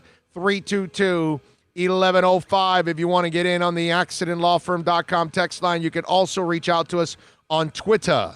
That's at Big O Show. Follow us there, as always, as a 24-hour talk show there on Twitter. What else do we have to talk about? Are you a hot dog fan, a hot dog eating fan? Because for me personally, it's gross. I don't really watch it. I have no interest in it, but I know that some of you do have interest in it. COVID-19 is not stopping America's biggest 4th of July tradition, which is Nathan's Hot Dog Eating Contest. It will go down, but major changes. The event is set to take place at a private location without fans, and it will feature 1/3 of the competitors to ensure social distancing. The hot dog eating contest usually draws thousands of fans at Surf and Stillwell Avenues on Coney Island each year, but given the global pandemic, it's going behind closed doors. Staffers will be wearing masks and gloves, and all eaters will be tested for COVID-19 prior to showdown, and the location will be sanitized to the max. As reported, 12-time champion Joey Chestnut said back in April he was preparing for the event as if it were happening, so he'll be ready to smash his record 74 francs in 10 minutes. Now, to make things sweeter, Major League Eating, the organization behind the event, and the eaters are making donations to local food banks and will honor essential workers in New York City for their service. So nice job by them. It's a disgusting event. I will not watch it, even with nothing else to watch. I will be watching Night Flight or something else out there. There is no way that I am going to watch this crap. I can't. But some of you I know, do you watch it? Do you watch the hot dog eating contest, Bill? Do you watch that stuff? No. The idea that they actually take the bread and dip it in water and then eat it, oh, God. That's disgusting either way. With or without water, I just don't want to see somebody stuffing their faces with a whole bunch of dogs. It's just gross. When they dip it, man, and No. You know what's worse? The only hot dog eating contest I want to attend is the one my wife participates with me. That's it. Outside of that, I'm not interested. Worse than any of those whatever eating contests, when they do like mayonnaise or some condiment, it's not even food, and you're going to eat 2 gallons of Hellman's mayonnaise. Imagine. It's gross. Yeah, bro. I saw a woman eat. I didn't see it because it was gross, but I saw the highlight of it, and it was gross. Like, I had to turn it off. 6 pounds of mayonnaise. She was the winner. And she ate it like 42 seconds or something. Like it's something stupid. What? It wasn't 42. I'm exaggerating, but whatever it is. I was going to say, dude, would you have a straw and just... I don't know. It's gross, bro. It's gross. Yeah. My God. Robert Triana chiming in on the Super Chat. Thank you, Robert Triana. What? Super Chat. No way. Yes way. No way. Yes way. They were fantastic. Super Chat. Robert Triana says, thanks for the show, Big O. Thank you, Robert, for keeping it locked here on our program and tuning in, man. That's really what matters, my friend, that you're keeping it locked here and helping us out. A little music news for you. I bought this. Black Sabbath is selling some shirts. For those of you that like Black Sabbath, Masters of Reality, that it's a black and purple shirt. Well, Black Sabbath changed it to Black Lives Matter. How freaking cool is that? Huh? That looks awesome, man. Doesn't it look great? And you know who was sporting it that I saw it? Tom Morello. Tom Morello was jamming this shirt. So if you want, you go to the Black Sabbath website and you can actually purchase that shirt, the Black Lives Matter shirt from Black Sabbath on their site. Pretty cool, man. Pretty freaking cool. Okay? Just in case, let me see what it is. The shirt reads Black Lives Matters. The original parody design from Masters of Reality. And I don't think there's anything else. To pre-order the shirt, just go to the Black Sabbath website. It's $25. 100% of the proceeds will be donated to Black Lives Matter. So Black Sabbath, nice job by you doing something extremely, extremely cool. If you're a Metallica fan, Lars Ulrich said that the band is considering making a new album in quarantine, now in conversations with a Swedish talk show. Ulrich confirms that they're doing exactly that. The band is trading ideas back and forth via email and Zoom over the past 4 weeks. We're starting in the last 4 weeks. Maybe we've connected again. We've been obviously connecting, but we've connected creatively, and now we're sort of in discovery mode. I think it's a good way to say it. We're sending ideas to each other via email and Zoom and trying to make music in these unusual situations. We have a weekly Zoom Connect. We've been doing basically since the coronavirus pandemic started about 11 weeks ago. And since it started in America, so we get together once a week on Zoom for a couple of hours and catch up. The good thing about catching up is we really talk about how we're doing and what we do. And we don't sit down and talk about Metallica for hours and hours. But now that we've started exchanging some ideas, it's great. It's nice to be in touch. It's nice to be a part again of the group. I look forward to the creative opportunities that lie ahead of us. So for those of you that are Metallica fans, you are going to get maybe some new material sometime in 2021, I would imagine, because these guys are working on a new album, which, that's the one thing about this pandemic. For 2021 is going to be a lot of fun for those of us that love music. Okay, yeah, we'll get our sports back and all of that, but we're getting some sports now, right? And even without fans, we'll get it. We're not getting music. I mean, we get some on social media. A band will play, and they'll give you a couple songs, but we're not going to concerts, and we're not getting festivals, none of that.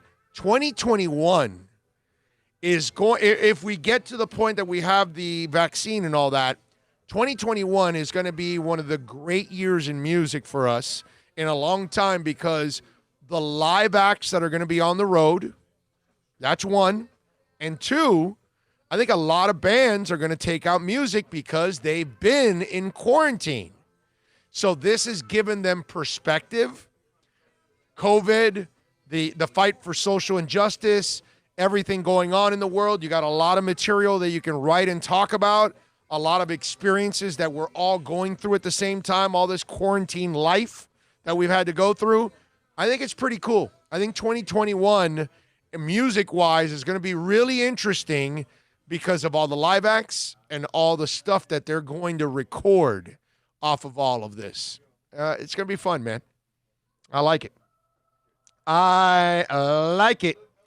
One more thing for those of you that are that like your music. I am a Motorhead fan. I know this schmucko here also loves Motorhead. Lemmy Kilmister, rest in peace, was probably one of the greatest rock stars ever, because he was the ultimate rock star in the sense that he lived like what you think rock stars live like. 800 women, all kinds of booze and alcohol and drugs and partying all the time and 1,000 miles an hour. That was Lemmy Kilmister. That's how he lived his life. Well, we've been on a roll, right, with biopics. The film now is being developed with plans to start filming in 2021. The movie is being helmed by director Greg Oliver, who directed the excellent 2010 documentary Lemmy. Deadline reports the movie has the blessing of Motorhead folks, and it's being executive produced by Motorhead's manager Tom Singerman and Stefan Shirazi. The screenplay was written by Medini Griffins with additional writing by Greg Oliver. The movie will focus on Lemmy's life from his youth to his work as a roadie for Jimi Hendrix, then his band Hawkwind, and of course, Motorhead. Everything you heard about Lemmy is probably true. Not because he was embracing rock and roll cliches, but because he was creating them. Marlboro Reds, Jack Daniels for breakfast, Speed for dinner, all true. But behind this steely-eyed facade of rock and roll was also a compelling, complicated, and lion-hearted man who stayed the course and never gave up playing the music that made him happy. We've been carefully developing this biopic since 2013, making sure to stay true to Lemmy. Motorhead, band members Phil Campbell and Mickey D, and all the other folks that played in important roles in Lemmy's life. This will be a film they'll be proud of. It's a story of immense culture importance.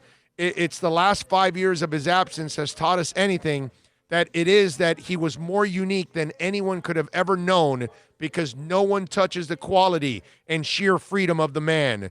Greg is deeply trusted parts of our circle, and we are delighted to see this film come to fruition. This might be one of the biopics that I look forward to the most, because Lemmy Kilmister was like no other. And if you're going to stay true to Lemmy, then this biopic is going to be legendary. The question I have is, and I know a lot of you out there, you're probably not metalheads. You know, like I don't think our girl Alexa B is jamming them, to a lot of Motorhead. I'm not sure. Alexa B, you're going to trip me out if you tell me you're a Motorhead fan and that you listen to it all the time. So I don't think a lot of you will be able to answer this because you don't know who Lemmy Kilmister is. Who do you hire to play Lemmy Kilmister? You know what I mean? Because I got to tell you, I have a great Lemmy Kilmister. The only problem is he's too old at this point. Okay? That he just can't play it anymore. But Al Pacino, I'm sorry, the other mobster, I'm forgetting now. You're thinking Robert De Niro. Yeah, Robert De Niro, a young Robert De Niro, like 30 years ago. They even have the same kind of mole. Yeah. Right? Right. And he has that nastiness, that growl that he can get that edge. Right. And he can have the look, the edge. You give him the handlebar mustache, you give him the long hair, you put the hat on.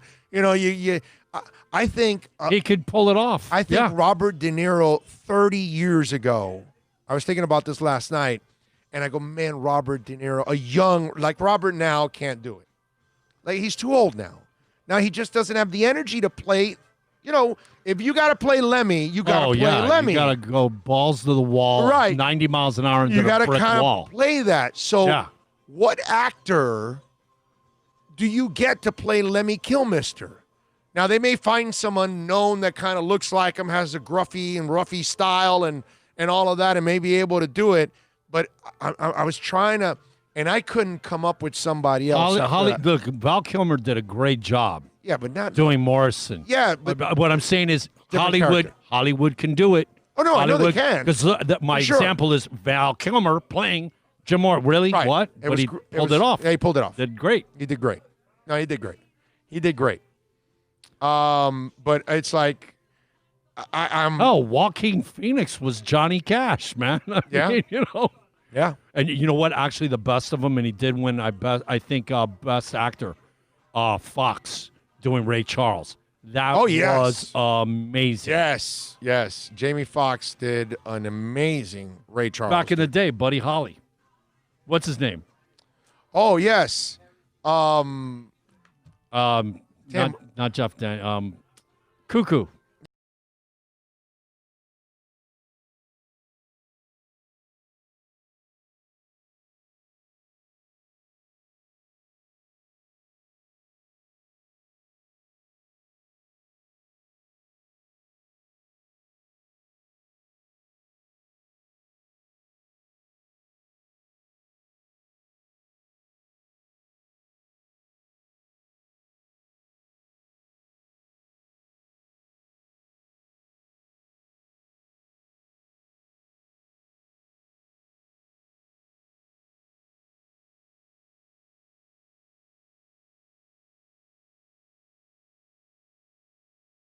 Russell Crowe. That's not bad, dude. That's not bad. We're back on. I noticed we went down. We're back on. Okay. Russell Crowe that's not a bad one right there. That's not a bad one. You know who could play Lemmy and actually like his favorite line? You know how you get the raspy voice? You just smoke 2 packs of Marlboro Reds and you drink scotch. AC/DC singer Brian Johnson. I knew you were going there. He lived. I heard you talking. Oh, he's going Brian Johnson. He's going Brian Johnson. That's one of the best rock quotes. You know, how do you get this raspy voice? Hey, Marlboro Reds and scotch. Russell Crowe's not bad, Mario. That's a pretty good one right there.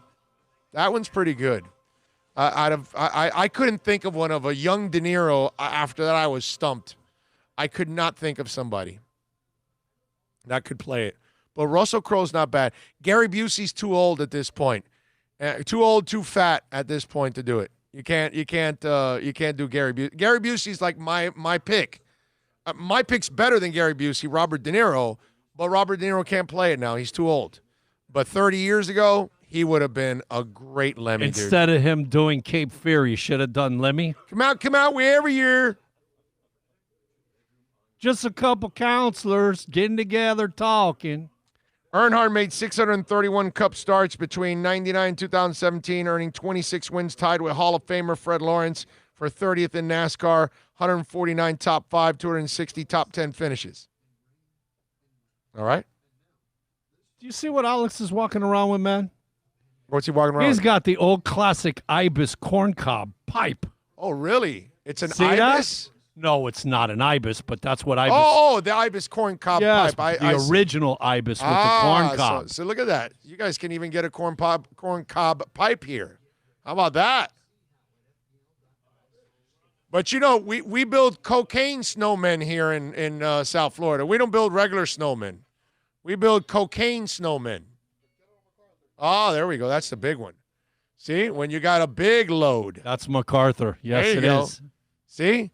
This one will last you half a concert as you pass it around. Oh, there you go. There you go. The fancy schmancy. Look at that. Toke. Jose makes an appearance. Hey, toke, and don't pass. Okay? If it's good, keep it to yourself. That's no. In today's COVID world, it's toke, keep it. Don't pass it, bro. Roll your own. In today's COVID, it's roll your own. That's all it is. What's that? Right. There you go. It's like a pointer, too, at the same time. I love it. All right, 786-322-1105. If you want to get in on the accidentlawfirm.com text line, you can also reach out to me on Twitter. That's at Big O Show. Follow us there as always. So there you go. If you got Lemmy Kilmister tips, you got it. Agreed, De Niro would be best. Hey, maybe the whole anti-aging camera effect they used in Scorsese flicks, still Lemmy's energy will be hard to match. That's the problem, that they're too old to move like Lemmy now. You know, they're too old to move and act like a rock star. You know what I mean? And if you're going to – remember, they said that they're going to talk about Lemmy as a youngster and then obviously as a roadie for Jimi Hendrix, then Hawkkind, and then Motorhead. So you're going to have a couple of Lemmys, and they've got to be pretty young. You know, De Niro can play the Lemmy at the end. He can play that Lemmy, but he can't play the Lemmy at the height of his, of his run in the 80s and the 90s. You know, that's the problem. So that would be the issue there. I am so glad that we took that trip and went up to Orlando to see him. What was that, his second to last? You saw his last. Yeah, at the Pompano. Pompano. Yeah. What a smart move by us, man. That, you know that I still have not ever worn that Motorhead shirt? Really? No, man, and I won't. It's just like the Steve Miller you had on the other day. Ever since she passed, those are archived and right, I got you. Put away. Yeah. Josh said the same thing you did, Bill. Joaquin Phoenix. There you go. I don't know. I mean, Joaquin Phoenix has a look that if you didn't the right makeup, he might fly as Lemmy. He might fly as Lemmy. Look, when you think he's young enough. him, Johnny Cash, He's do you young see enough. it? Do you see it? Yeah. You do. Yeah. You can 'Cause the face, the Okay. You know what I mean? And then all you have to do is the makeup for the rest, because he had kind of that same kind of the bottom square Then face. all you had to do was put the eyes. Yeah, and the I got you. sideburns and all that and everything else, and darken it, obviously black and all that. And you kind of, with Lemmy, you know, I think you and our boy here, Josh, might be onto something. I think Joaquin Phoenix might be a pretty good one, man. And he's definitely, like, he's the kind of actor that can play that role. Did you see the Joker? Have you seen him? Yes, The Joker of that he course. did? Yes. Man. No, he's a hell of an actor, bro. Out there, bro. I don't know why. Ugh. But that's, would you see him when Unique. he won the award? Yeah. Oh, yeah. His He's comment. Yeah. He's Toe City. Yeah. So he's got, hey, man, listen. He dances to a different drum. A lot of artists, and it doesn't matter if you're an actor eccentric. or a singer or a painter. A lot of those men and women, both oars aren't hitting the water. Okay? They're just I'm just eccentric, saying. man. They're just eccentric. I Yeah, don't know. we say eccentric, están loco. It just, that's kind of what it is. He's a little different. No, he's crazy is what it is, but whatever, it's like, it's Mayweather, right? He's an artist in the ring, and outside of the ring, he's a crazy-ass mofo, right? Would you say bat crap crazy? Yes, bat crap crazy. There's no doubt in my mind. And how many of you have a friend or a family member that the elevator doesn't go to the top floor? I'm he or she's a few sandwiches short of a picnic. I'm not going to say, obviously, but you remember the person. Everybody has one. No, we used to say, guy does no drugs. Thank God. Right. Yes. You know exactly who I'm talking about? Yes. Right? Like everybody has thank that friend God. or family member that you go, my Lord, thank God he doesn't do drugs. Ted Nugent, supposedly, no drugs. Right. Can you imagine Ted Nugent if he did? Because that guy is, that guy's completely nuts. And Ted Nugent on drugs would be, it's like, thank the Lord you don't do it. There are some people that you're like, hey, man, thank the Lord you don't do drugs. That's how it is. Ron Perlman? Oh, he did? No. And did he take it on? Wow, Ron Perlman. I got to look that up. Ron Perlman challenges Ted Nugent to a fight? Wow.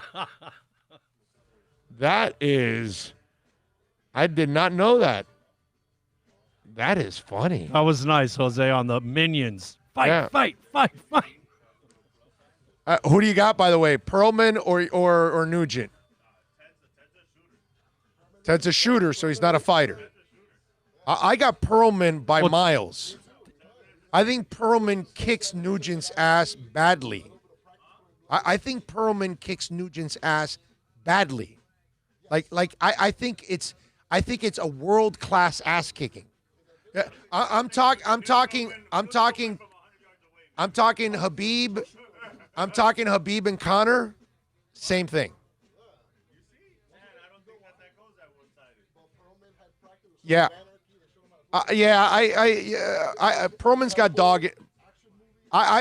Forget that. When I look at Perlman's eyes, I see some dog in there. You know what I mean? Yeah. Oh, yeah. I would love to see that. And he also challenged Ted Cruz. So he's fighting everybody. Okay. All right. Well, right there at the steps of the Capitol. I don't know, but Ted Cruz. But but Ted Cruz. But that's just that's not fair. Ted Cruz is not a fighter. Come on. Ted Cruz and Hellboy actor Ron Perlman have been going back and forth today on Twitter Spat and had them challenging one another various types of wrestling matches. All started on Sunday when Perlman took to Twitter to mock Representative Matt Gaetz for posting photo rep on wearing the ugliest politician walking. Cruz then jumped in and defended his friend by challenging Perlman to wrestle him, but the actor fired back by saying he'd rather fight the Texan senator. Since Jordan's assistant was wrestling at the coach at Ohio State between 86, Cruz does not think Perlman would be able to win a wrestling match against him. Listen, Hellboy, you talk a good game when you've got Hollywood makeup and stuntmen, but I'll bet you $10K in non-political charity of your choice that you couldn't last 5 minutes in the wrestling ring with Jim Jordan, who's getting pinned. Cruz replied, you up for it? Or does your publicist say it's too risky? All right. I got to see that, but I don't see the one for Nugent. I don't see Nugent. I only see Ted Cruz. That one bores me. I don't want to see Ted Cruz fighting. But I would love to see Nugent. That one I would love. That would be fantastic if he challenged Perlman Ted. punch him in the face. Ted go look for a tree to climb. You know, he's a ranger. I'm going Perlman here. He's a park ranger, you know. I'm going Perlman here. So, maybe, you know what? Now I just realized it. He hates Ted's. If he did challenge Nugent, so Ted Cruz and Ted Nugent, so he hates Ted's. So Ron Perlman hates Ted's. He's just not a fan of a teddy bear? That's it. You can't jam on Ted the bear. Come on. He said he hates teddies. I mean, you said he hates Ted. Yeah, I know, but you can't, because that's the one Ted you can't hate. You can't hate Ted the bear. That's uncalled for. Okay? Somebody saying something about the audio again? Is the audio going or what? What do we got here? Yay or nay? No, that was when it went down probably. It's up and running. If you got a problem with audio, it's your problem. I don't know. There's a couple people doing it. When it's one, you can question it. When it's a couple, like Dean G just said it at 245 right now. John Santos is saying it at 246. That's What's what I'm going saying. on? It's 250. Give me the yay or nay on the audio. It was just 3 minutes ago, bro. What are you talking about? Try 5. Audio is good now, Troy. Okay. All right, good. All right. I don't know what to tell you. Anyway, so there you go. So we got that to talk about. As Ron Perlman, I had no idea that was going on. That's awesome. That is awesome. Yeah, we totally went down, by the way. We did. We went totally off. All right, so Pro Bowl now will be played in Las Vegas. And have you seen notice what's starting to develop, and I want you to be kind of prepared, right? You got the LA Stadium coming.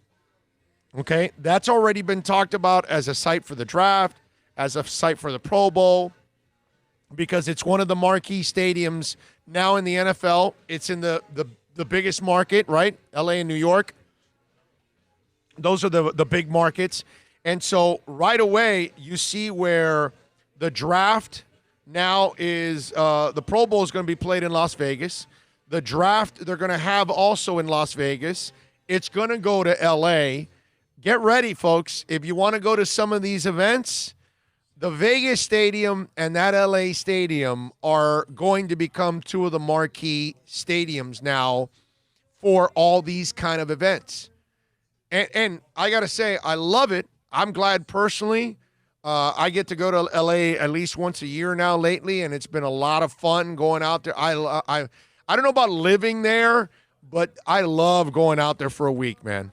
I have a blast every time I go. It is just awesome to go visit that place. And once you add that stadium, okay, and remember, next to that stadium, the owner of the Clippers is going to build his arena there. So you know that that's going to be the best arena in the country.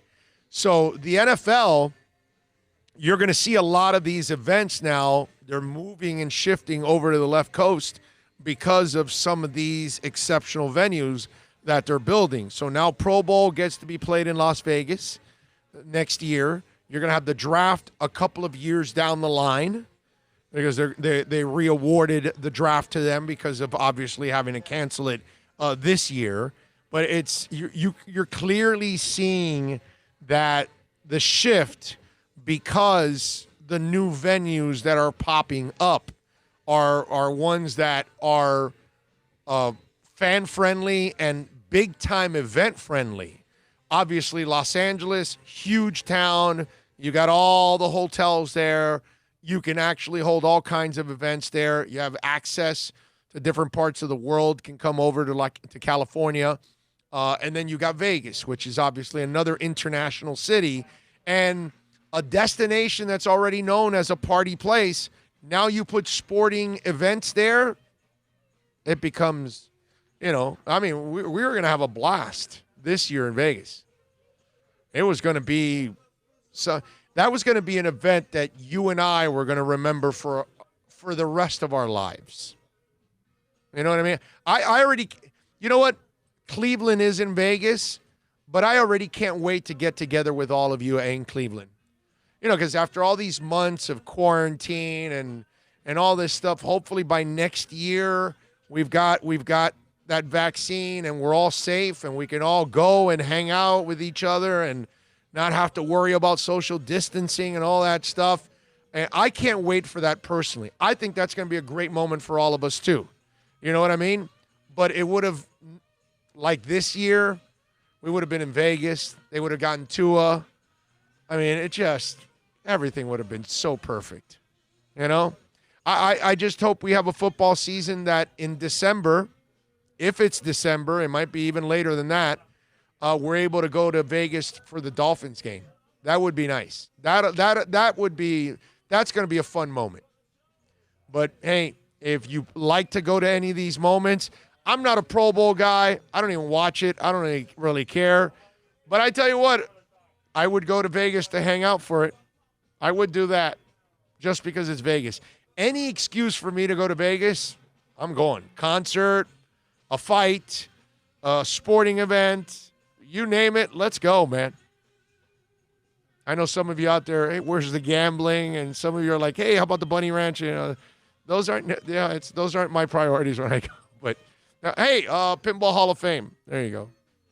That'll be one. Audio is great, but my doobie keeps going out. Puff, puff, give. All right, just don't pass, NorCal. Okay? Just don't pass. So when there's a group of you in the car, does everybody have their own joint now? Is that what you're doing? But wait a minute, you're all blowing smoke in the car, and you're all breathing each other's smoke. Oh, that's just not good. Not good. They've got to come up with a smoking mask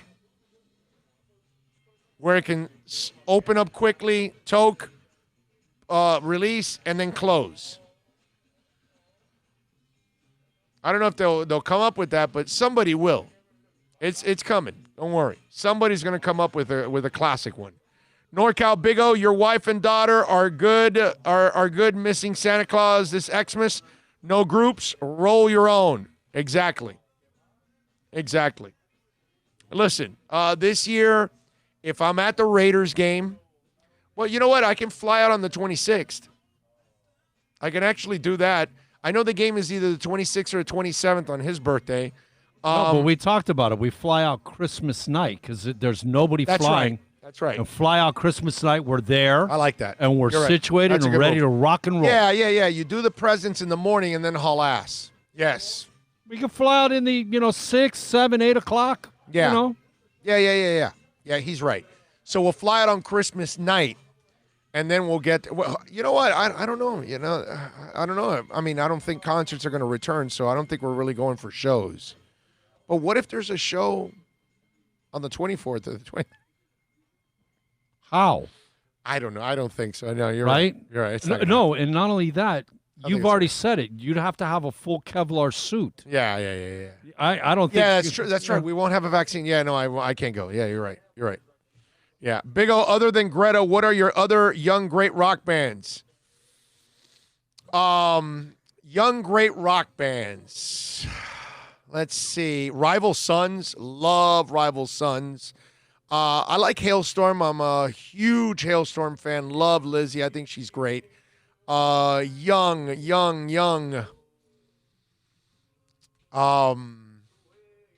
I like them Evils. I won't call them great, but I do like those guys. Texas Hippie Coalition. They've got about 6 or 7 albums. Love Texas Hippie Coalition. I think they're absolutely phenomenal. Ghost. You like Ghost? Love Ghost. That's great. Skillet. I won't call them great, but I do like Skillet. But they're not like new. Skillet's been around a while now already. It's been quite a bit. Yeah. Yeah, I think Skillet's over 10 years old for sure. But maybe that's young too. Trying to think of some of the other bands that I like that are Wolf Mother. Love Wolf Mother. Them Crooked Vultures. Love Them Crooked Vultures. Trying to think of some other young ones that I like. Let's see what you guys got. Arctic Monkeys. Are they? I love Arctic Monkeys, but they're not new. Arctic Monkeys have been around, I want to say already 15 years, easy. Look up Arctic Monkeys when they came out. I want to say they're at least 15 years old. Now, maybe that's considered new too. How about Blackberry Smoke and Blackstone Cherry? I like Blackberry Smoke. I don't know too much about Blackstone Cherry. I love Blackberry Smoke. They're good. They're fantastic. Let's see. Dragon Force. Don't know them. Let's see. What else do you guys have here? What year? Arctic Monkeys. Nice job by you, bro. What year? On the mark, man. 2005. About that, huh? About that. 15 years. Actually, the 30th of May, 2005. They just recently had their 15-year anniversary. They just celebrated their 15th year, yeah. I like them. You like Arctic Monkeys? They've got some stuff. I haven't heard a lot. I've never seen them live, but I like them, man. What I've heard, I do like. I like them. I've never seen them live. They're definitely one of those bands that I will check out for sure down the line if I ever get an opportunity. They're actually getting a little bit of radio play, man. Yeah, they're good, man. They're getting a little radio play on the 104 thing. Okay. Sharky. Right. I got you. Let's see. 786-322-1105. That's 786-322-1105. If you want to get in on the accidentlawfirm.com text line, a friend of mine goes, I wish I was high and she blew me from the text that one of you guys sent in. That is awesome. That is awesome. The Raging Dolphin Maniac says Blackstone Cherry is a modern version of mountain southern rock and blues. They even covered Mississippi Queen. I got to check them out. I don't know those cats. Big O, have you heard of Interpol? Yeah. Oh, yeah, I've seen Interpol. Interpol opened up for U2. I want to say the first, is it Songs of, now I get them confused because it was, what is it, Songs of whatever, because it's two different ways that they did it. Excitement and something. It's the first one. The first tour of that Songs of whatever. The first one. I don't know which one it was the first one, but the first one is because I saw him in Tampa and here. And in Tampa, Interpol was opening up for them. And I saw Interpol's all right. I can't tell you that I'm like a huge Interpol fan, but they're all right. They're all right. I did enjoy the concert, man. Just a bit. I got to check out Blackstone Cherry. If they are Southern rock and mountain like that, I will definitely like them. You know, if they're that kind of band. I'm trying to think of some of the other young bands that newer bands that I listen to that I like a lot. And I know there's, Dorothy. Love Dorothy. She's got like maybe 2 or 3 albums. There's, who else? And she's really good, man. You got to listen. Dorothy's voice, she's got a very distinctive bluesy rock voice. It is, I think she's got a really cool voice. Interpol drummer used to play in Miami band Holy Terrors. Did not know that. I did not know that he was a Miami guy. Interesting. Okay. All right, what else do we have? You guys see Bakari Rambo? He got arrested. You know what was sick about this? Bakari Rambo had a cup of coffee for the Miami Dolphins. And I always hate when they label him like a Dolphin and the guy like barely played with Miami, but he's kind of labeled that, played for Georgia. He practiced in T-shirts and shorts, and he was a Dolphin. His most famous play is taking a bad angle, and he's the guy that took the bad angle that Edelman went like 75 yards. You remember that? It was Bakari Rambo that did that. Anyway, the ex-safety, All-American College, was arrested this week after being accused of raping a 21-year-old woman in Georgia. He's 29. That's what the jail records say. 6th-round pick of the Redskins in 2013. And he was booked into the Clark County Jail in Athens at 10:02 on Monday night. Details surrounding the alleged incident are unclear. Cops say they launched a probe into the rape allegations on June 13th. Officers say a 21-year-old female University of Georgia student claims she was raped at a downtown Athens residence. Cops add that they obtained a warrant for Rambo's arrest shortly after. Jail records show Rambo is currently still in custody after being booked on a felony rape charge and is being held with no bond. Now, the thing look, rape is disgusting. It just, for me, I would castrate every man that ever does it. Okay? Seriously. Castrate your ass. All right? So that way you definitely will never do it again. You know what I'm saying? But just the other thing is, you're a 29-year-old man, and you're back on a campus, prowling college girls. And what are you doing, Bakari? Going back and going to the University of Georgia and riding out whatever star status you had at that university? It's like that guy that can't let go of he was a high school star or something, and star quarterback or linebacker or whatever, and had a great career as a high schooler, and he's 50 and he's still talking about it, and he like that's the highlight of his life. You know what I'm saying? And Bakari Rambo kind of reminds me of that dude that just wants to go back and relive. He's St. Elmo's Fire, and he's Rob Lowe going back to the campus to sell dope. McConaughey in Dazed and Confused. There you go. I love these high school girls. Right. I get older and they stay the same age. Right? Yeah, exactly. Yes, that's Bakari Rambo, right? It's just so disgusting at every freaking level, bro. I saw that story, and it's like, it's gross either way it happens. The fact that you're, targeting girls, it's just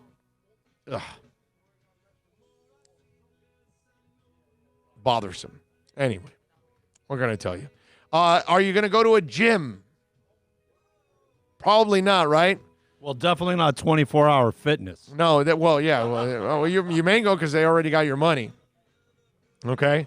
Now, there are some gyms now that are coming up with an enclosure, like a bubble that you end up working out in. And so a Southern California gym installed what they call workout pods. And they're made out of shower curtains. And the idea is that you get to work out in a space all by yourself, and nobody's around and nobody's inside. It's interesting. I mean, that is a way you could go to a gym right there. Look, Bill. See, that's a way you could be in a gym.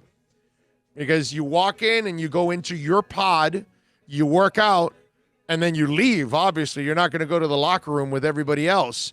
But I thought it makes a lot of sense. It's interesting how animals will adapt to their environments. I've watched, now since I've had so much time on my hands, I've watched all kinds of different things on YouTube and all that, and watching volcanoes and caves and all kinds of different things. And I've watched how when we've had natural disasters and things like that, where you would think that in a part of the core in the earth that it's super hot and lava and all this stuff, that no species could live, species adapt and end up living and multiplying and everything in any kind of environment, right? And you learn that over time, and you see that, right?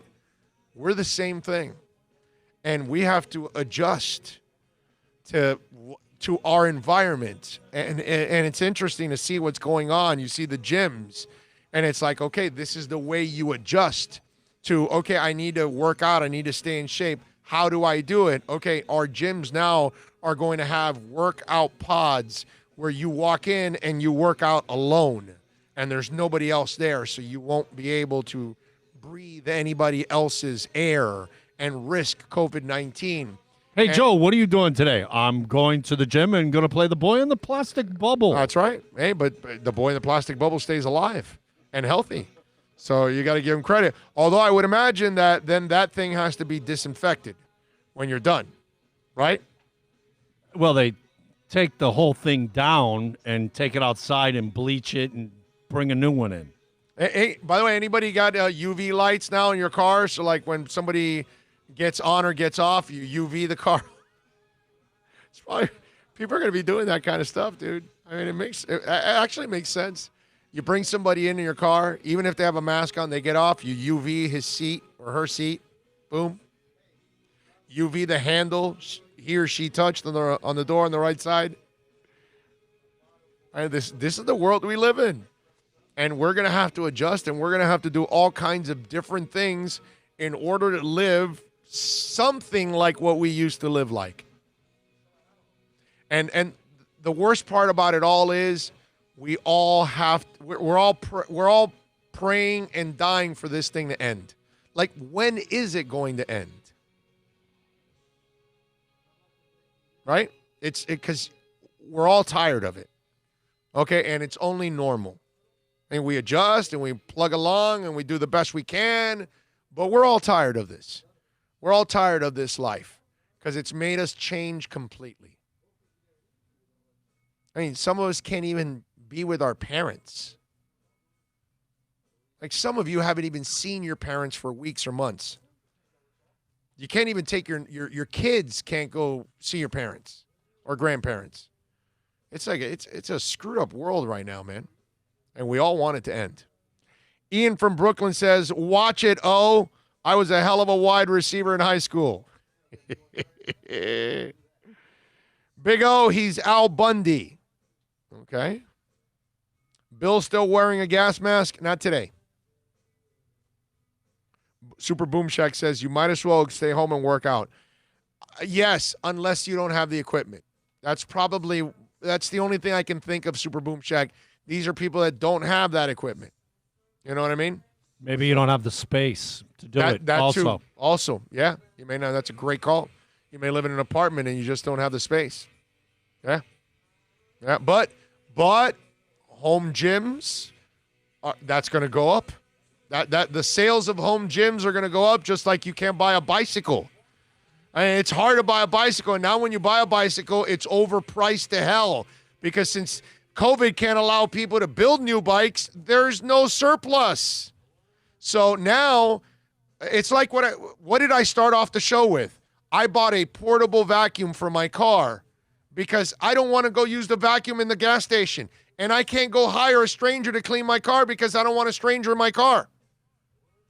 I'm so paranoid with 5 stents in my heart that I got to go buy a vacuum that I can carry in my car, leave it there, and I can use it and clean it. And that way nobody touches that vacuum except me. This is the world we live in. This is how we adjust. So if you got to work out in a workout pod, that's the life we live in right now. Okay, so let's see. We're investing in automatic door opening companies. That's right. Home gyms and portable vacuum cleaners. No. How about the guys here at VSS West Pines? They have that dude that comes in and sprays this joint. What do you do it like every couple days or what? Every Thursday. They come in and they spray that whole thing that kills all the bacterias and germs. All the businesses are doing that. That's one of the best companies. Genius. That's awesome. No, that's one of the best companies to create and invest right now. Every business is going to have that because you can't run a business without it. You have to show people, hey, we are doing it. These guys have all the stickers to keep you guys spaced. They require you to come in with a mask. They spray this place in, and that's how it is. Hialeah Park's doing the same thing, dude. It's an extra level of they have that paranoia. little army crew walking around, Yeah. just walking like 2 minutes behind the other person and just wiping stuff. This is the world we're in now, and we have to all adjust to how we're going to live right now. And those of us that have pre-existing conditions, we have to adjust past this. We have to think, okay, past this pandemic, I have to protect myself from the next one. So this will be my new habit, which is I'm not going to go to the gas station like I always did and use their vacuum cleaner. Not doing it anymore. Can't do it. I'm pulling on Mike Singletary. Can't do it. Won't do it. Can't coach him. Won't use it. You sound like Dana Carvey doing George Bush. George Bush. No new taxes. And right after that, chop and broccoli. That's it. That's it. We need someone to create a home self-test so we can test ourselves every day. Yeah, that's coming too, Super Boom Shack. You bet your ass that your own COVID-19 test is coming. No doubt about it. Question is, are you going to stick that swab down your nose far enough to get a good register? It won't be the swab. It'll be a saliva test. No swabby? It'll be a saliva test. It'll get to a point where it's good enough that they'll make the saliva test. Dude, the swabs, you can't do that area. No, bro. It just no. What, people going to be poking their eyeballs out from the inside? Yeah, God. Yeah. That's crazy. Hey, he went so far, he struck gold. Yeah. And you know what? Those pods, you got to disinfect it, but we're going to become pod people. Gyms are disgusting. Like and we're now realizing, that's the other thing about all this COVID thing. We're now realizing how disgusting of a society we were. Okay? We're now realizing that we never cleaned anything right. Like you'd spray the Lysol on and then you'd wipe it right after. Now we've learned. Right. 10 minutes. That's it. To kill. That's how you're really supposed to do all these things. And when you washed your hands, now you realize you have to wash them for at least 20 seconds. You should wash the back of your hands. You should wash. Yeah. Now you're actually washing your hands a couple times a day, which you probably weren't washing your hands when you got out. You got home. You left home, and you probably didn't wash your hands till you got home. Let me ask you: do you see your hands? You see how dried out they are? Yeah. My knuckles in between my fingers, man, from washing all the time, dried out big time. Well, that's why you got to then follow up with a lotion. I got it. I do lotion 3-4 times. It puts the lotion in the basket. That's it. If it doesn't want the hose. Yeah. The what? If you don't want the hose. That's right. You got to remember the hose part. There's a reason you put the lotion in the basket. It's to not get the hose. It's a beautiful thing. All right, we're going to wrap it up here on the show. We went over 3 hours today. 3 hours and 16 minutes today. Actually, no, didn't we go on before 12? Yes, we did, and I want you to know. You did another hour to finish, so you had a 58 and a 1 hour and 2 minute segment. Wow. Hey, look, half hours do not exist in Big O's world. And by the way, again, thank you to folks coming on by, saying hi. Every week we come to VSS West Pines. Every week listeners are coming by to say hi. And again, really appreciate it. Beautiful daughter. Thank you for coming by, my man. I appreciate you. That was very, very nice. I'm looking forward. I got to see the picture. Has he posted it on Twitter, by the way? See if he posted on Twitter. He said he was going to post it on Twitter. Let me see. Where are we at here? Nothing yet. Did he post it? No, I don't see anything yet. He hasn't posted on Twitter. But there you go. All right. What Tommy and Hialeah, what video are you posting that you send me? You probably sent me some wacky stuff there. I got to check it out. I'm sure it was something. Is Tommy and Hialeah going to show up at Hialeah this week? I don't know. Tommy, Tommy, I see Tommy for football games. I never see him. I mean, he's in the neighborhood, like, come down, right? man. Great lunch. And we're all by ourselves in the Flamingo Lounge, Tommy, so you don't have to deal with anybody. You walk in with your mask, walk in dead center, because, in the main entrance, you just keep going right to the back, and you'll see us there, and we're all alone. You don't have to deal with anybody, like way away from We you. are all by our lonesome. That's right. And then you could leave right from there, and that's it. And you're all good. So you're all welcome. Tomorrow, we're at Toyota of Hollywood. You want space, boy, 400,000 square feet. So we're out there at 1841 North State Road 7 tomorrow. Tomorrow, we're on at 11. This is the only day of the week when we're here at VSS that we go on at noon. Normally, it's always 11. So we're on at 11 tomorrow. So come on by and join us. Come on by, say hi as always. We'll be out there at Toyota of Hollywood. Friday, it's back to double dipping. Normal shows as always now. 9 to 11, Craig's Inn Acura. 1 to 4, we're at Hialeah Park. So if you want to visit us in Pembroke Pines on Friday, 9 to 11, we'll be out there. And if you want to visit us in Hialeah on Friday, 1 to 4. So we're in Broward 3 times, in Dade once. Over these 3 days, plenty of opportunities to visit us. Okay? Yeah, and that is pretty much our norm week schedule, so to speak. Yes. Oh, yeah. Yeah, thank the Lord. It is our normal week schedule. All right. We got to thank our super chatters. As always, you guys are amazing. Draft FanDuel, GPP Central, you are amazing as always. Alex Diaz chiming in twice on the super chat. Alex Diaz, you're a stud. Omar Lopez coming by with his daughter also. Thank you, Omar. John Rouse in the house. James Sumler. Julius 305.